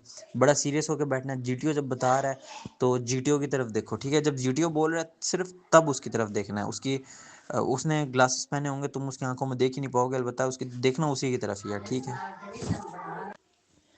उसकी तरफ देखना है, ठीक है। जब जीटीओ नहीं बोल रहा होगा, जब लड़का, कोई भी लड़का लेक्चरेट दे रहा होगा ना, ठीक है, या तुम लेक्चरेट दे रहे हो, फर्ज करो तुम लेक्चरेट दे रहे हो, तो तुमने जीटीओ की तरफ सिर्फ एक बार, टोटल एक बार देखना है। वैसे तो मैं कहता हूँ देखो ही नहीं जीटीओ की तरफ, ठीक है। जीटीओ इग्नोर कर दो, जीटीओ को बोलते हुए जैसे जीटीओ बैठा ही नहीं हुआ। तुमने चेस्ट नंबर 1 से लेकर चेस्ट नंबर 10 की तरफ बार बार सबकी तरफ देखना है, ठीक है। मतलब जो एक नॉर्मल, एक अच्छे उसमें देखना है, ठीक है, अच्छे मैनर्स में रह के देखना है। बहुत ही बहुत ही सुकून से तुमने लेक्चरेट देना है, कोई हलबली नहीं मचानी है, ठीक है। ज़्यादा तेज़ नहीं बोलना, ना ज़्यादा स्लो बोलना है, बिल्कुल स्लो कॉन्फिडेंस के साथ बोलो। यहाँ पे जीटीओ तुम्हें इजाज़त भी देगा कि तुम्हारे पीछे बोर्ड लगा हुआ है, पेन भी पड़ा हुआ है, मार्कर पड़ा हुआ है, ठीक है। उठाओ उससे, बोर्ड के ऊपर अगर कुछ समझाना है तो समझा दो, ठीक है। तो ठीक है, अगर तुम्हें लगता है तुमने कोई हेडिंग्स बनाई हुई हैं, तो सबसे पहले तुम पता है क्या करवाते हैं, सर टॉपिक का नाम लिख दो बोर्ड के ऊपर, ठीक है। मुंह से नहीं बोलना टॉपिक का नाम, छोटा फ़ौरन लिख दो उसके ऊपर, बोर्ड के ऊपर, ठीक है। और फिर तुम यहाँ से बोलो जेंटलमैन, टॉपिक के बारे में थोड़ा सा बोल दो, ठीक है। तो फिर तुम शॉर्ट शॉर्ट सा बताते जाना, ठीक है। तुमने उनकी हेडिंग्स लिख दो कि कॉजेज, इम्पैक्ट्स एंड कंक्लूजन, ठीक है। 2 मिनट ही बोलने देता है जीटीओ, ज़्यादा से ज़्यादा। तो लिख दो। अगर उसे तुम्हारी बात अच्छी लग रही है तो वो फिर तुम्हें बोलेगा कि ज़्यादा से ज़्यादा बोलते जाओ। वो तुम्हें हो सकता है 3-4 मिनट ना रोके, बोलते जाओ। अगर वो नहीं रोक रहा ना, तो अगर तुम्हारे जहन में कुछ आता जा रहा है तो बोलते जाओ, बोलते जाओ। कोशिश करो लॉजिकल बोलो, उसको सुन के। अगर तुम 3 मिनट बोले ना, उन 3 में से कम तुम 1 सेकंड भी अगर कोई ऐसी लाइन बोल गए हो ना 1 सेकंड के लिए भी जो जीटीओ को अच्छी लगी है, तो कंफर्म उसने तुम्हारे लेक्चर रेट में नंबर लगा दिए होंगे, ठीक है। सिर्फ जीटीओ की अटेंशन कैच करनी है कि भाई बच्चे ने कुछ बोल दिया है, ये करना है, ठीक है। तो इसके लिए तो फिर तुम बेशक बोर्ड को यूज़ करो, ऊपर टॉपिक लिख दिया, नीचे ये 4 हेडिंग्स, टॉपिक स्टार्ट किया, ठीक है। इंट्रोडक्शन वाला लिखा, इंट्रोडक्शन का छोटा सा टिक लगा दो कि इंट्रोडक्शन बोलते हुए, ठीक है। फिर तुम बोलोगे द मेन इम्पैक्ट्स ऑफ, या the main causes of this issue is that, फिर कॉजेज के ऊपर टिक लगा दो, ठीक है, सर्कल लगा दो, कुछ कर लो, पता चले कि तुम बोर्ड यूज़ कर रहे हो थोड़ा बहुत, ठीक है। ज़्यादा कुछ नहीं लिखना, हेडिंग्स ही लिख दो सिर्फ, ठीक है। या फिर जिस तरह मैंने वो बताया था, जो इंस्टीट्यूट्स हैं 2 जो सर्वेज़ कंडक्ट करते हैं, उनका अगर तुम रेफ़रेंस देते हो तो बोलो कि 68% ऑफ ग्लोबल पॉपुलेशन, वो 68% लिख दो उसके ऊपर, बोर्ड के ऊपर, ठीक है, उसको सर्कल कर दो। इस तरह की चंद मेन-मेन चीज़ें बोर्ड के ऊपर लिख देना, बहुत बहुत बहुत पॉजिटिव इम्पैक्ट जाता है इसका, ठीक है। यहाँ से तुम्हारा ये लेक्चरेट जो है ये डन हो जाता है, ठीक है। हाँ, जीटीओ अगर नहीं बोल रहा है तो जीटीओ की तरफ भई देखना ही नहीं है, जीटीओ को भूल जाओ कि जीटीओ बैठा हुआ है। जब जीटीओ बोले तो फिर बाकी लड़कों को छोड़ दो, वो आपस में 1-2 लगे भी हुए हैं, तुम डायरेक्ट जीटीओ की तरफ देखो, ठीक है। जीटीओ को फ़ील हो यार बच्चा जो है अच्छे अखलाक वाला है, अच्छे मैनर्स वाला है, तो अच्छा अच्छा इम्पैक्ट जाएगा, ठीक है। यहाँ से तुम्हारा लेक्चरेट हो गया। इसके बाद जब 10 के 10 लड़के पूरे हो जाएँगे, तुमने उन जो लेक्चरेट कोई और दे रहा है ना लड़का, तो तुमने उसके साथ आई कॉन्टैक्ट रखना है, ठीक है। वो तो तुम्हारे साथ नहीं रखेगा, वो सबको देख रहा होगा, तुमने उसके साथ आई कॉन्टैक्ट रखना है, ठीक है। वो जो बोल रहा होगा तुमने बड़ा सीरियस होके ना थोड़ा बहुत सा रिलाते रहना है, जैसे तुम भाई बड़े फ़ोकस होके सुन रहे हो। जिस तरह तुमने आज अपना मुझे एक मेरिट बताया था कि I am a good listener, तो फिर वहाँ पे प्रूफ करो कि गुड लिस्टनर हो। मैंने तुम्हें कहा था ना कि अपने मेरिट्स मुँह से नहीं बताने, वहाँ पे प्रूफ करना है। अगर गुड लिस्टनर लिख रहे हो तो वहाँ पे तुम थोड़ा बहुत सा रिलाओ, जिस तरह होता है कि भाई बंदा बड़े गौर से सुन रहा है, ठीक है। तो वो करो। नींद भी आ रही है ना भाई, गोली मारो। वहाँ पे हमारे बैच में यकीन मानो एक लड़का था, वो लेक्चरेट के अंदर सो गया था। बैठे-बैठे बैच में था, मेरे ग्रुप में नहीं था। दूसरे लड़के बता रहे थे, कहते ये लेक्चरेट चल रहा है, ठीक है, और ये दूसरे लड़के के कंधे पे सर रख के सो गया है। मैं कहा कमाल बंदे हैं यार, सही है। एक लड़का आया वहाँ पे आके कहता है कि भाई जीटीओ ने बोला ना कि ये तुम्हारा टॉपिक है, इसके ऊपर 2 मिनट सोच के आया। वहाँ पे आके जैसे ही अंदर बोला ना, कहता है gentleman my topic is this, I have nothing to say on this topic, thank you very much, जाके बैठ गया। तो ठीक है, वैसे अजीब-अजीब लड़के आए होते हैं, ठीक है। आईएसएसबी में कॉम्पिटिशन टफ नहीं है, ठीक है। सिर्फ दुआएँ, किस्मत और हल्की सी मेहनत करके चले जाओ, ठीक है। तो आईएसएसबी कोई टफ काम नहीं है, किस्मत अगर साथ हो। तो इसके बाद फिर तुम्हारा वो हो जाएगा, मिलिट्री प्लानिंग स्टार्ट हो जाएगी, ठीक है। मिलिट्री प्लानिंग की वो इंस्ट्रक्शंस देगा। मिलिट्री प्लानिंग की इंस्ट्रक्शंस ये होंगी कि इसमें वो पेन तुम ले जाना एहतियातन, एक पेन अपने साथ ले जाना, ठीक है? जब सुबह जाओगे नाश्ते के लिए, नाश्ते के बाद वो तुम्हें रूम में नहीं जाने देंगे, ठीक है? इसलिए नाश्ते के ऊपर जब जाओगे फुली प्रिपेयर होकर जाना है, घड़ी मत लेके जाना, ठीक है? टाई पिन लगाकर चले जाना, उतारने का बोला तो बाहर उतार के जेब में डाल लेना, ठीक है? तो पेन साथ लेके जाना लाज़मी, एक सिंगल पेन, बिल्कुल पेन, बस कुछ भी मत लेके जाना एक्स्ट्रा। पेन लेकर जाओ, ठीक है? अगर तो जीटीओ ने पेन दे दिया तो वेल एंड गुड, अदरवाइज़ तुम्हारे पास एक पेन होना चाहिए, ठीक है? वैसे दे देते हैं पेन। फिर जीटीओ बोलेगा कि चेस्ट नंबर 1 या चेस्ट नंबर 10 जो जिसके करीब वो एक स्टैंड लगा होगा, उस स्टैंड के ऊपर ना छोटे-छोटे क्लिपबोर्ड्स लगे होंगे और उनके ऊपर 2 शीटें पहले से पड़ी हुई होंगी और उन्हीं के साथ पेन भी पड़े होंगे। जीटीओ बोलेगा कि फलाँ chest number pick these clipboards and distribute among your group members. तो वो सबको दे देगा, ठीक है? उसके ऊपर तुम लोग अपना बैच नंबर लिखोगे, चेस्ट नंबर लिखोगे, ठीक है? और बैच आईडी लिखोगे। फिर जी उसके ऊपर ना इंस्ट्रक्शंस लिखी होंगी सारी कि हमारे पास एक आइलैंड है, उसके ऊपर ये इशू हो गया और सारी की सारी इंस्ट्रक्शंस लिखी होंगी कि कितनी गाड़ियाँ वहाँ पे अवेलेबल हैं, कितनी स्पीड है, कितना क्या है, ठीक है? वो सब कुछ लिखा होगा, ठीक है? और उसके अलावा उसकी जो नीचे वाली शीट होगी, दूसरी शीट, उसके ऊपर कॉलम्स बने होंगे, ठीक है? वहाँ पे लिखा होगा कि सीरियल नंबर, ठीक है? इवेंट, स्टार्टिंग टाइम और टोटल टाइम कितना हो गया, मतलब स्टार्ट टाइम तुमने किया है कि भाई 11:10 पे स्टार्ट कर रहे हो तो टोटल टाइम तुम्हें इसके ऊपर कितना लगा, मीन्स कि 40 मिनट, तो टाइम कितना एंड पे हो गया, तो तुम उसको लिखोगे 11:50, ठीक है? इस हिसाब से 3 कॉलम्स बने होंगे। इवेंट में तुम लिखोगे कि मैं कर क्या रहा हूँ, फ़र्ज़ करो कि एक तुम्हारे ऑफ़िस में आग लग गई है, तो तुम अपने बॉस को पिक कर रहे हो, ठीक है? इवैक्यूएटिंग दी कम ऑफ़िस लिख दो, ठीक है? इवेंट में और आगे लिख दो कि टाइम क्या हो रहा है उस टाइम, 11:10 हो रहे हैं, ठीक है? और टाइम जितना लग गया उसके ऊपर वो 40 मिनट लगे तो कितना हो गया, 11:50 हो गया। ये थर्ड कॉलम में लिख दो, ठीक है? इस तरह बड़ी तरतीब से सीक्वेंस से लिखना, सारा का सारा टाइम और सारी की सारी जो फैसिलिटीज़ अवेलेबल हैं वो तुम्हें पेज पर लिखी हुई मिल जाएँगी, ठीक है? अब जीटीओ क्या करेगा, जीटीओ ये डिस्ट्रीब्यूट करने से पहले, ठीक है? जीटीओ जो है वो स्क्रीन ऑन करेगा, स्क्रीन के ऊपर एक वीडियो चलेगी, ठीक है? उस वीडियो के अंदर जीटीओ तुम्हें समझाता जाएगा कि भाई ये हमारे पास आइलैंड है, ये हमारे पास स्पीड है, ये हमारे पास ये सब कुछ है, ये सारी चीज़ें जीटीओ है, ये तुम्हें सब कुछ बता देगा, जितनी स्पीड वगैरह वो भी बता देगा, ठीक है? इसके बाद जीटीओ बोलेगा कि ठीक है अपना प्लान सोचो, ठीक है? प्लान सोचने के बाद तुम्हारे पास 20 मिनट होते हैं प्लान लिखने के लिए, ठीक है? तो हो सकता है जीटीओ 20 मिनट का बोल के बाहर चला जाए, 5-10 मिनट जब भी वापस आ जाए, ठीक है? उसकी मर्ज़ी है, वो 15 मिनट का बोल के जाए, 20 मिनट का बोल के जाए, हो सकता है वो 5 मिनट बाद वापस आ जाए, जितना प्लान लिखा है बोले इतना का इतना प्रेज़ेंट करो, ठीक है? तो या हो सकता है वो 20 मिनट का बोल के रूम में बैठा रहे और ऐनक पहनी होती है उसने काली, नज़र नहीं आता वो किसको देख रहा है। तो हो सकता है वो नीचे प्रिटेंड कर रहा हो कि मैं लिख रहा हूँ, उसने बड़ा लंबा सा डोज़र उठाया होता है और उसने उसको यूँ ऊपर टिल्ट किया होता है, ठीक है? नज़र ही नहीं आता वो लिख भी रहा है कि नहीं लिख रहा। वो सर यूँ नीचे करके हो सकता है ऐनक से सबको देख रहा है और ऐसा ही होता है वो देख रहे होते हैं सबको। हमें उसने डेमो करके दिखाया था जो हमारे कॉलेज में जीटीओ आया था।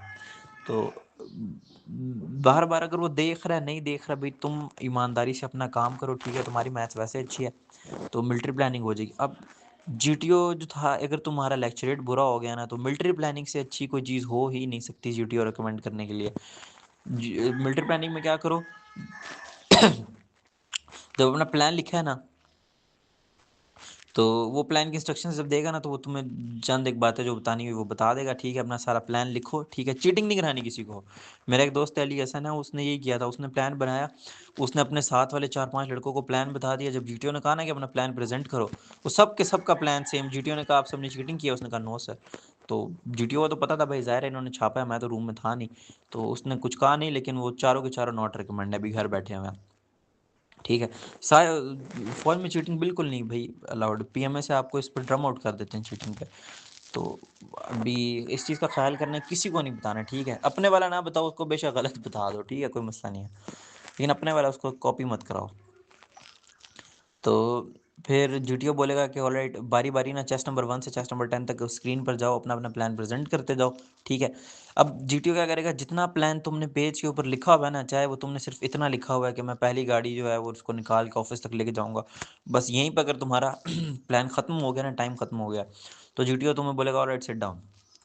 ज़्यादा वो तुमसे सुनेगा ही नहीं, ठीक है? जितना आपने पेज के ऊपर प्लान लिखा होगा जीटीओ उतने में आपको बिठा देगा और वहीं से वो आपका अंदाज़ा लगा लेगा कि भई आप में कितना पानी है, ठीक है? इसके बाद जीटीओ बोलेगा कि ऑलराइट यू हैव 15 मिनट्स, ठीक है? आपस में डिस्कस करो 10 के 10 ग्रुप मेंबर्स और डिसाइड करो, ठीक है? प्लान फाइनल करो और आप में से कोई एक बंदा नॉमिनेट होगा, वो आके पूरे ग्रुप की तरफ से प्लान प्रेज़ेंट करेगा। अगर वो लड़का फ़ेल हो गया तो पूरे के पूरे ग्रुप के 0 नंबर लगेंगे मिलिट्री प्लानिंग में। अब यहाँ पे आती है असल चीज़, यहाँ पे तुमने ना प्लान प्रेज़ेंट करने के लिए ना पूरी जान लगा देनी कि भई वो नॉमिनेट तुम ही हो, ठीक है? यहाँ पे तुम नॉमिनेट हो जाते हो ना तो भई कन्फर्म बात है, जीटीओ जो है ना, बस अगर तुम अपने उसमें कमांड टास्क में गन नहीं मारते तो कन्फर्म रिकमेंड हो सकते हो। मैक्सिमम चांसेस हैं, ठीक है? ये ऐसा होता है कि लड़के यहाँ ये भी प्रेज़ेंट करके भी नॉट रिकमेंड हो जाते हैं, लेकिन चांसेस बढ़ जाते हैं। करना क्या है, जब हो रहे हैं ना, ग्रुप डिस्कशन हो रही है, ज़्यादा से ज़्यादा बोलो। वो जो मैंने शुरू में बात की थी ना कि जीटीओ क्रैक करने की मेन जो टिप है वो ये है कि ज़्यादा से ज़्यादा बोलो। अब यहाँ पे तुमने क्या करना है, तुमने ज़्यादा से ज़्यादा बोलना है। Alright gentleman, my plan is that we will start at 8:30 and ये सारा कुछ करने के बाद हमारा प्लान यहाँ पे ख़त्म हो जाएगा 11:30 बजे तक, ठीक है? अब यहाँ पे होगा जो तुम्हारा कोई कॉम्पिटिटर होगा ना बीच में, मिलिट्री कॉलेज के होंगे तुम्हारे साथ, तो बहुत चैलेंज होने वाला है तुम्हें, ठीक है? पक्का-ठक्का तुम्हारे बैचेज़ में 3-3 4-4 20-20 लड़के भी होंगे मिलिट्री कॉलेज के, तो इसमें बहुत टफ कॉम्पिटिशन होगा तुम लोग के लिए। तो ख़ैर उस पे परेशान नहीं होना, वो ऐसा होता है कि मिलिट्री कॉलेज वाले भी हो जाते हैं, सिविलियंस भी हो जाते हैं, ठीक है? तो आईएसएसबी वालों के लिए यार ये एक चीज़ याद रखो, एक बड़ा मिथ है, काफ़ी लड़के पूछते थे सिविलियंस के, भई ऐसा होता है कि सिर्फ़ मिलिट्री कॉलेज वाले हो जाते हैं, ये सिविलियंस रह जाते हैं, या फिर एक ग्रुप में से सिर्फ़ इन्होंने डिसाइड किया होता है, एक को करना है या किसी को नहीं करते। तो ऐसा नहीं है भई, अगर आपका पूरा का पूरा 10 बंदों का ग्रुप है ना, ठीक है? और 10 के 10 जो हैं वो डिज़र्विंग हैं, तो यकीन मानो 10 के 10 वो रिकमेंड हो जाते हैं, और ऐसे केसेज़ हुए भी हैं। होते बहुत कम है लेकिन हुए हैं ऐसे, 10 के 10 रिकमेंड हो जाते हैं, और ऐसा भी होता है 10 के 10 नॉट रिकमेंड हो जाते हैं। ऐसा भी होता है कि अगर कोई 150 का बैच गया है ना गुजरांवाला सेंटर या किसी भी सेंटर में, तो 150 के 150 नॉट रिकमेंड हो जाएँ, ठीक है? ऐसा हुआ भी है। वो चीटिंग केस था, ठीक है, वो अलग बात है, लेकिन नॉट रिकमेंड हो गए थे। तो ये नहीं घबराना कि भई मिलिट्री कॉलेज वाले थे या वो अफ़सर के बच्चे थे तो वो इस तरह हो गया। सिफ़ारिश लगती है, ठीक है, लग जाती है, वो इसका ये मतलब नहीं कि वो आपका राइट खा रहा है, ठीक है? आप रिकमेंड हो जाते हो अगर आप डिज़र्विंग हो तो। ठीक है? तो तुमने ज़्यादा से ज़्यादा बोलना है, ठीक है? अब जो तुम्हारा कॉम्पिटिटर होगा ना, वो कोशिश करेगा कि भई वो ज़्यादा बोले। जब वो जैसे ही तुम्हारा कॉम्पिटिटर अपना प्लान दे रहा है ना, तो तुमने फ़ौरन उसी के प्लान को बोलना, but gentleman you are saying that we should do this, but according to your plan if we follow your plan then this issue will occur. तुमने कोशिश करनी है उसको फँसाओ, ठीक है? इस पे जीटीओ कोई नेगेटिव मार्किंग नहीं करता कि आप उसको गलत साबित कर रहे हो, ठीक है? ये तो आपकी एक ग्रुप प्लानिंग हो रही है ना, आप आपस में डिस्कस कर रहे हो, इस पे जीटीओ का कोई कंसर्न नहीं है। इज़्ज़त के दायरे में रहते हुए, ठीक है, तमीज़ के दायरे में रहते हुए उसको तुम गलत प्रूफ़ करो, ठीक है। तो अब यहाँ पे होगा, जैसे जीटीओ देखेगा ना कि भाई अब ज़्यादा रोला हो रहा है ग्रुप में, वो बोलेगा alright gentleman your time is over. तो वो बोलेगा कि ऑलराइट चेस नंबर 1 को कौन-कौन वोट देता है कि चेस नंबर 1 आके ग्रुप को प्रेज़ेंट करे। तो यहाँ पे बारी-बारी सब वो सॉरी वोट देंगे, तो हर बंदा एक ही बार वोट कर सकता है, ठीक है? और कोई भी बंदा अपने आप को वोट नहीं कर सकता, ठीक है? तो यहाँ पे इ लड़कों से नॉमिनेट होने का तरीका ये है कि जब तक जीटीओ रूम में नहीं आता ना, आप जो आपके ग्रुप मेट्स हैं ना, उनके साथ सही दोस्ती लगा के बैठो, ठीक है? और अगर तो आपका ग्रुप पिछले दिन बन जाता है, साइक वाले दिन, तो उस दिन तो और फ़ायदा, आप रात को उनके साथ बैठ जाओ और उनके साथ डिस्कस करना शुरू कर दो, यार कल हमारे ये टेस्ट होंगे तो उसके अंदर ये चीज़ें होती हैं, तो हम कोशिश करेंगे एक दूसरे को साथ लेकर चलें। जितनी कोशिश कर सकते हो ना, उनको उनको पता चले यार हमारा कोई भाई आया है, ठीक है? उनको उनके बड़े भाई बन जाओ वहाँ पे। तो जब उनका ट्रस्ट गेन करो, ठीक है? जब तुम ट्रस्ट गेन करोगे वो तुम्हें वोट दे देंगे ज़ाहिर है, और जब तुम ज़्यादा बोलोगे ना उस टाइम उन 15 मिनटों में कि भई ये करना चाहिए, तो वो ऑटोमेटिकली तुम्हारा नाम देंगे, वो बोलेंगे भाई इसको पता है, हम लोग गए हमारी तो बेइज़्ती हो जानी है खड़े-खड़े, हमें तो आता नहीं है। तो फिर वो जब तुम 2 लड़कों का आपस में कॉम्पिटिशन हो रहा होगा, तो तुम्हें एक भी वोट ज़्यादा उससे मिल गया तो बस ठीक है, तुम प्लान प्रेज़ेंट करोगे। अब प्लान प्रेज़ेंट करने और प्लान आज तक मैंने नहीं सुना किसी लड़के से कि भई उनके ग्रुप का प्लान ठीक हो गया हो, ठीक है? हमेशा जीटीओ कहता है कि अगर आपकी 3 गलतियाँ मैंने स्पॉट कर ली तो आपके पूरे ग्रुप को 0 नंबर दे दूँगा, फेल हो जाओगे। तो आप कहते हो ठीक है सर, चैलेंज एक्सेप्टेड, ठीक है। तो आप भी फिर कहते हो ठीक है सर, करवाते हैं। जैसे ही आप प्लान प्रेज़ेंट करना शुरू करते हो, जीटीओ जो है वो आपकी गलतियाँ गिनवाता जाता है, और gentleman you are saying this wrong, ठीक है। आपका पॉइंट ये वाला गलत हो गया, ठीक है, 1 मार्क्स डिडक्टेड। जैसे ही 3 मिस्टेक्स पूरी होती हैं, जीटीओ कहता है ऑलराइट 0 मार्क्स, सिट डाउन, ठीक है, जीटीओ उठा देगा। यहाँ से जीटीओ वाले सारे टास्क हो गए इंडोर खत्म, इसको जीटीओ इंडोर बोला जाता है, ठीक है। जिसके बाद जीटीओ बोलेगा alright gentleman get up, you have 15 minutes, ठीक है, 10 या 15 मिनट्स जितने वो दे। Change your dress and report to the task area, ठीक है। यहाँ से तुम लोग जाओगे अपने रूम्स में, पीटी ड्रेस में चेंज करोगे, ठीक है। बाहर तुम लोग को चाचा मिलेगा, वो तुम लोग को वो पहनाएगा तुम लोग के चेस्ट नंबर्स, ठीक है। वो चेस्ट नंबर्स जब तुम लोग पहनोगे, अच्छा एक चीज़ मैं बताना भूल गया, यहाँ पे चेस्ट नंबर जो होते हैं ना, तुम लोग को 2 अलॉट होते हैं। एक चेस्ट नंबर अलॉट होता है पहले दिन फॉर्म फिलिंग वाले दिन, ठीक है। वो आपका मेन चेस्ट नंबर होता है, जो आप लोग आईएसएसबी से निकलने के बाद छठे दिन चेक करोगे अपनी ISSB recommendation letter, sorry recommendation check करोगे वेबसाइट के ऊपर। ये आपका मेन चेस्ट नंबर होता है। लेकिन एक चेस्ट नंबर आपको अलॉट होता है जब आप जीटीओस के टेस्ट देने जाते हो। जैसे ही आप जीटीओ इंडोर में बैठोगे ना, तो वहाँ पर आपको चाचा देगा अलग अलग से एक अलग से चेस्ट नंबर्स देगा। वही चेस्ट नंबर जब फर्ज करो अगर तुम्हारा चेस्ट नंबर 37 है ना, ओरिजिनल चेस्ट नंबर, लेकिन जब तुम जीटीओ के टेस्ट देने जाओगे तो हो सकता है वहाँ पे चेस्ट नंबर तुमको 1 मिल जाए, 2 मिल जाए, 3 मिल जाए, 1 से 10 तक मिल सकता है, या 11 से 12 तक 11 से 20 तक मिल सकता है, ठीक है। इनमें से कोई भी मिल सकता है। अब यही जो चेस्ट नंबर होंगे ना जीटीओ वाले, यही तुम्हारे चलेंगे कमांड टास्क में भी, ठीक है। पीजीटी में भी यही चलेंगे, ठीक है। एचजीटी में भी यही चलेंगे, और ऑब्स्टेकल्स में भी यही चलेंगे, ठीक है। जीटीओ तुम्हें इसी चेस्ट नंबर से कॉल आउट करेगा। तो अब तुम लोग चेंज करोगे, ठीक है। फिर तुम लोग को चाचा लेके पहुंचेगा उधर टास्क एरिया में, ठीक है। टास्क एरिया में जीटीओ आएगा, जीटीओ बोलेगा कि अब तुम लोग की है भाई पीजीटी, ठीक है, प्रोग्रेसिव ग्रुप टास्क। इसमें तुम लोग, इसमें भी सिर्फ एक ही टिप है, इसमें कोई ज़्यादा कोई रॉकेट साइंस नहीं है, सिर्फ एक टिप है, लीडर बन जाओ, ठीक है। प्रिटेंड नहीं करना कि मैं लीडर बन रहा हूँ, ठीक है। वो एक ग्रीडीनेस का एलिमेंट आ जाएगा और वो नेगेटिव है। तो बस तुम ज़्यादा से ज़्यादा बोलो, ठीक है। जैसे यूट्यूब बोला ना, all right gentleman your time starts now, तो ठीक है। पहले तो इंस्ट्रक्शंस उसकी गौर से सुननी है, इंस्ट्रक्शंस मैं तुम्हें थोड़ी सी बता भी देता हूँ, ठीक है। जो वहाँ पे प्लैंक्स बड़े होंगे, ठीक है। एक स्टार्टिंग एरिया, एक स्टार्टिंग लाइन होती है, एक एंडिंग लाइन होती है, ठीक है। और एक हमारे पास एक ड्रम होता है, ठीक है। और हमारे पास फटे शटे होते हैं, ठीक है। और एक या दो रस्सियाँ होती हैं डिपेंडिंग अपॉन द टास्क, ठीक है, जो टास्क होता है। तो ये चीज़ें होंगी। अब रस्सी जो है वो जीटीओ बताएगा, और रस्सी आप गले में नहीं लटका सकते, ठीक है। और उसको बेहतर यही है, जैसे जीटीओ बोला ना, already gentleman your time starts now, तो रस्सी फ़ौरन पकड़ के उसको अपने पेट के ऊपर बांध लो, ठीक है, ताकि वो ज़मीन को टच ना हो। और बाकी उसको गले में नहीं लटकाना, फिर बता रहा हूँ नेगेटिव पॉइंट है। उसको अपने पेट के ऊपर बांध लो, ठीक है। और वहाँ से जैसे ही स्टार्ट हो ना, प्लैंक पढ़ के बोलो, alright gentleman my plan is this, if you place this larger plank on that obstacle, it will be easy for us to get inside and move from there. तो जो तुम्हारा प्लान बन रहा है, सबसे पहले कोशिश करो ज़्यादा से ज़्यादा, तुम बोलो ज़्यादा से ज़्यादा आगे रहने की कोशिश करो। इसमें जितनी तुम्हें मौका मिले ना फ्रंट पे लीड करने का, उस एरिया के अंदर जाने का। अगर कोई पूछे ना कि, अगर कोई कहता ना फ़र्ज़ करो कि यार हमें उसके ऊपर चढ़ के जंप मारनी पड़ेगी, तुम बोलो आई एम वॉलंटियर, मैं जाऊँगा, ठीक है। फ़ौरन वेट नहीं करना यार कि कोई और बोल रहा है कि नहीं बोल रहा, किसी और ने ना बोला तो मैं बोलूँगा, कोई और बोल रहा है नहीं बोल रहा, तुम फ़ौरन बोलो भाई मैं करूँगा ये, ठीक है। टाँग टूटती है जो होता है वो अलग बात है, ठीक है, जंप वगैरह से। कोशिश पूरी करो, ठीक है, नज़रों में आओ जीटीओ की, पता चले जीटीओ को यार बच्चा जान मार रहा है, ठीक है। मैं भी अल्हम्दुलिल्लाह पूरा लीड किया था, जो पीजीटी वाला जो है ये पूरा का पूरा लीड किया था इसमें, ठीक है। 3 इसमें होते हैं हमारे पास स्टेप्स, ठीक है। पहला क्रॉस करोगे तो दूसरा, दूसरे में जाओगे, दूसरा क्रॉस करोगे तो तीसरे में जाओगे। अब इसमें इंस्ट्रक्शंस ये होती हैं कि जब तक आप पहले वाले से पूरे के पूरे ग्रुप को और अपने पूरे के पूरे सामान को नहीं निकाल लेते, तब तक आप दूसरे की तरफ कोई प्लान नहीं बना सकते, ठीक है। इसमें कमांडर तो कोई होता नहीं है, सबने इकट्ठे ही करना होता है, ठीक है।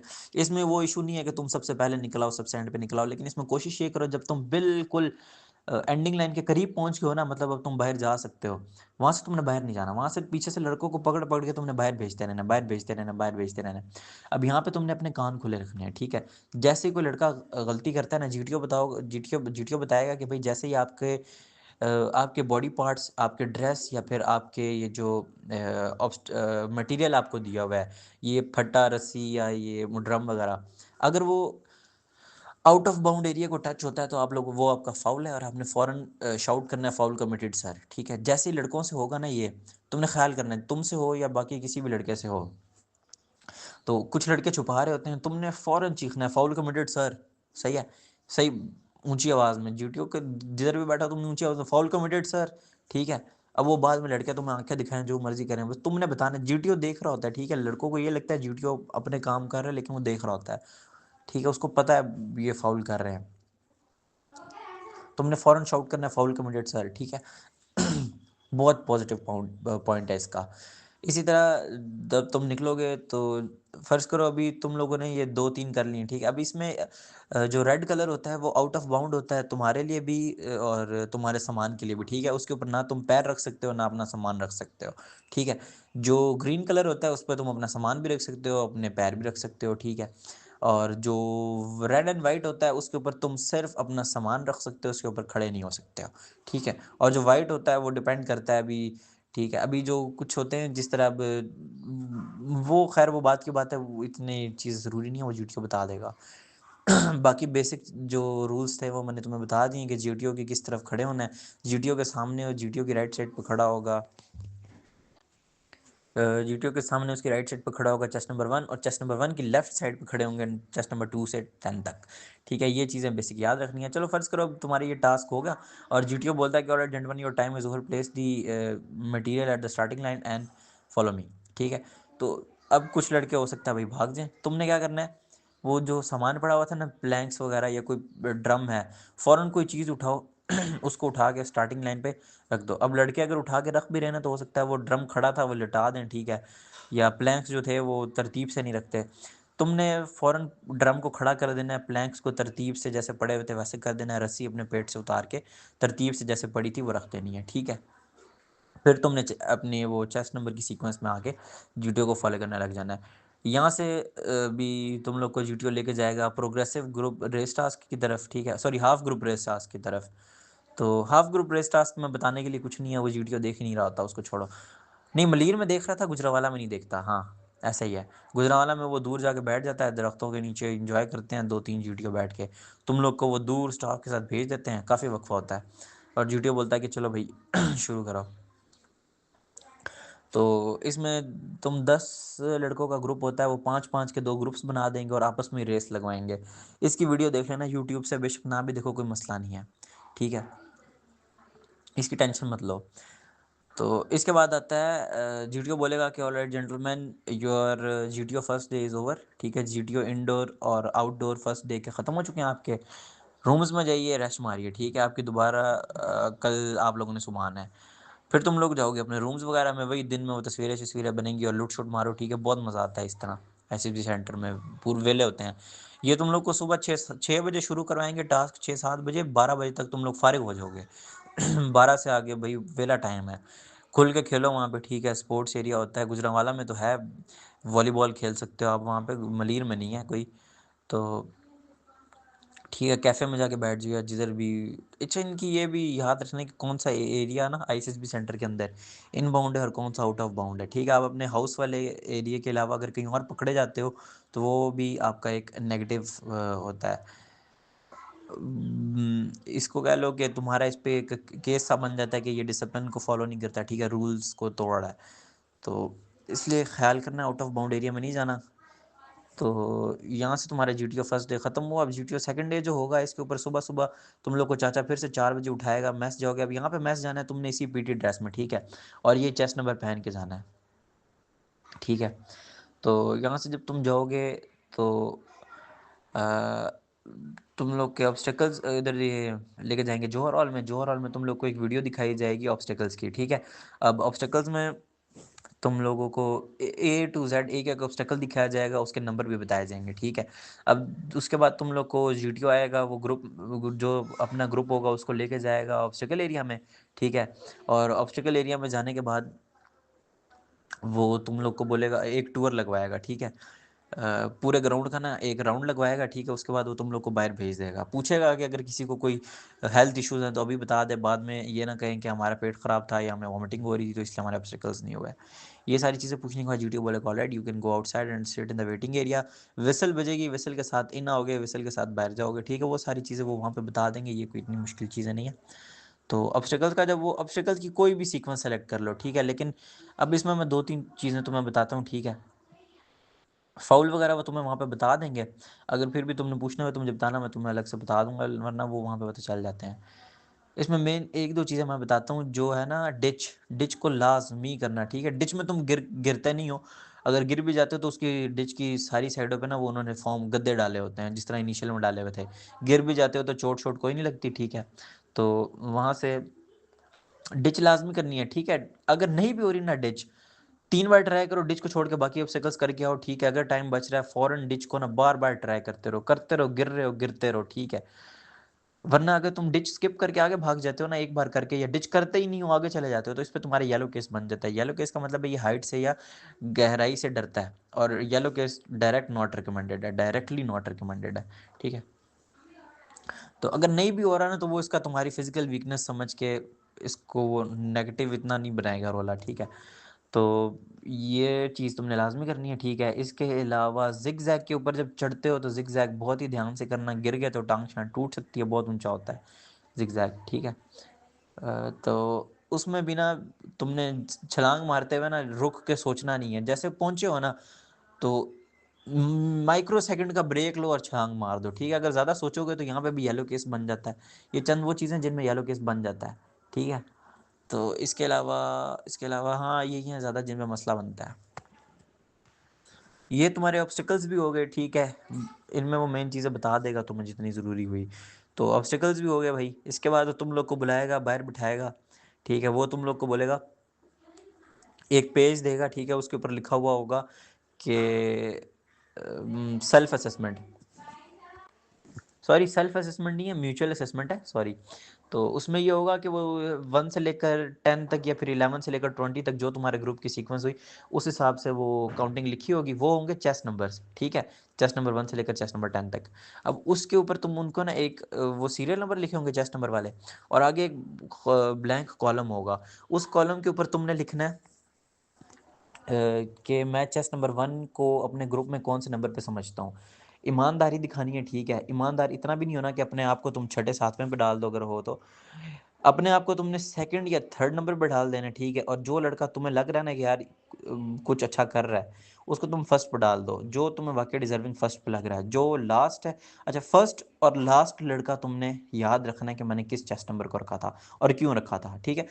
मैं फिर बता रहा हूँ ये ईमानदारी से करना, क्योंकि उनके पास सारा डेटा होता है। वो बोलेगा अगर जो चीज़ तुम बता रहे हो ना, फर्ज करो अगर तुम कहते हो चेस्ट नंबर 1 को मैंने लास्ट इसलिए रखा क्योंकि वो कोऑपरेटिव नहीं है, और अगर जीटीओ ने लिखा हुआ ना कि ये कोऑपरेटिव है, तो फिर आप पक्के ठक्के नॉट रिकमेंड हो, नेगेटिव पॉइंट होगा। क्योंकि आप जो है वो बोलेगा कि इसके कोई पर्सनल ग्रिंज होगा इसके साथ, ठीक है, दुश्मनी निभा रहा होगा इसके साथ, इसीलिए इसने इसको लास्ट रखा है। वरना जीटीओ ने जब बोल दिया कि ये कोऑपरेटिव है, तो भाई वो कोऑपरेटिव है, आप जो है वो किसी पर्सनल दुश्मनी पे ये कर रहे हो।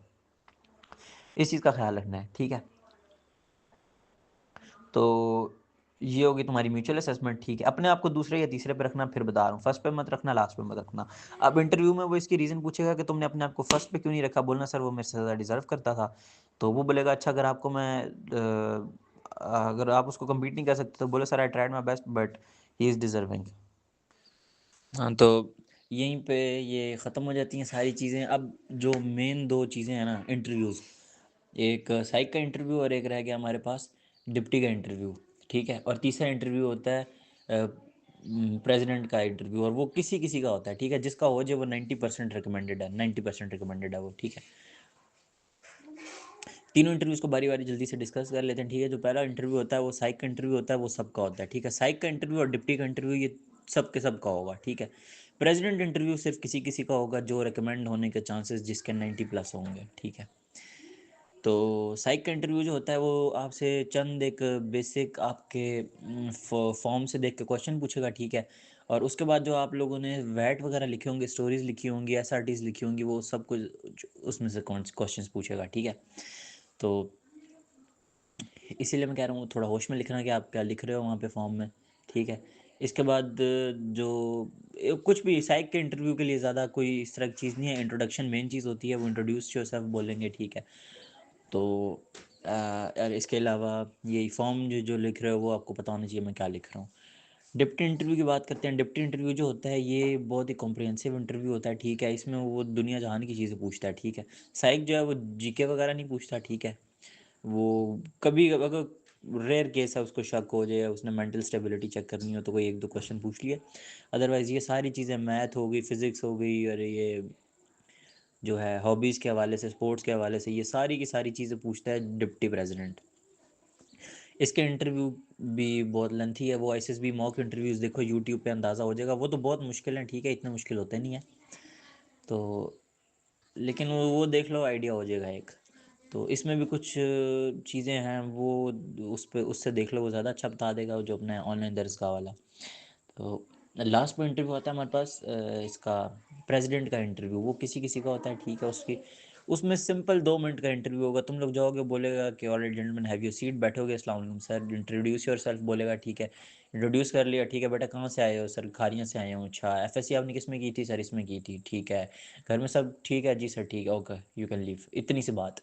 अभी तक मैंने आज तक नहीं सुना किसी से वो जाके बोले कि भाई मेरा 15-20 मिनट का इंटरव्यू हुआ, उसने मेरे से जीके पूछा हो या कोई चीज़ पूछी हो, छोटा सा आपका ये पर्सनल क्वेश्चंस पूछता है आपसे, फैमिली से रिलेटेड, फॉर्म से रिलेटेड, बस भेज देता है आपको। इतनी सी चीज़ वो देखता है, ठीक है। यही होता है, आप 90% प्लस चांसेस होते हैं आपके रिकमेंड होने के। वो बस देख लेता है कि भाई बच्चे में था वाकई कुछ ऐसा कि नहीं था। उसने चीज़ें लिखी होती हैं उसके सामने, जो जीटीओ ने और साइक ने बताई होती हैं कि बच्चे में ये चीज़ है। वो इन चंद एक सवालों से अंदाज़ा लगाता है, अच्छा यार होगी कि नहीं होगी, फिर वो कहता है कि ठीक है यार बस एक बचा रिकमेंड है, तो यहाँ से रिकमेंड हो जाता है। तो जिसका फाइनल इंटरव्यू हो जाए last day, deputy sorry president का इंटरव्यू, वो बस दिल में यही सोचे कि वो पक्का रिकमेंडेड है, ठीक है, 90%। तो हर बार ऐसा नहीं होता, काफ़ी लड़के नॉट भी हो जाते हैं, लेकिन ज़्यादा चांसेस यही के रिकमेंड हो जाते हैं वो। तो ये थी पूरी की पूरी एसएसबी, ठीक है। ये मैंने ऊपर ऊपर से कवर किया, बाकी इन डेप्थ जो है वो अ, फिर बताता हूँ, ऑनलाइन दरसगाह से करो। ओके।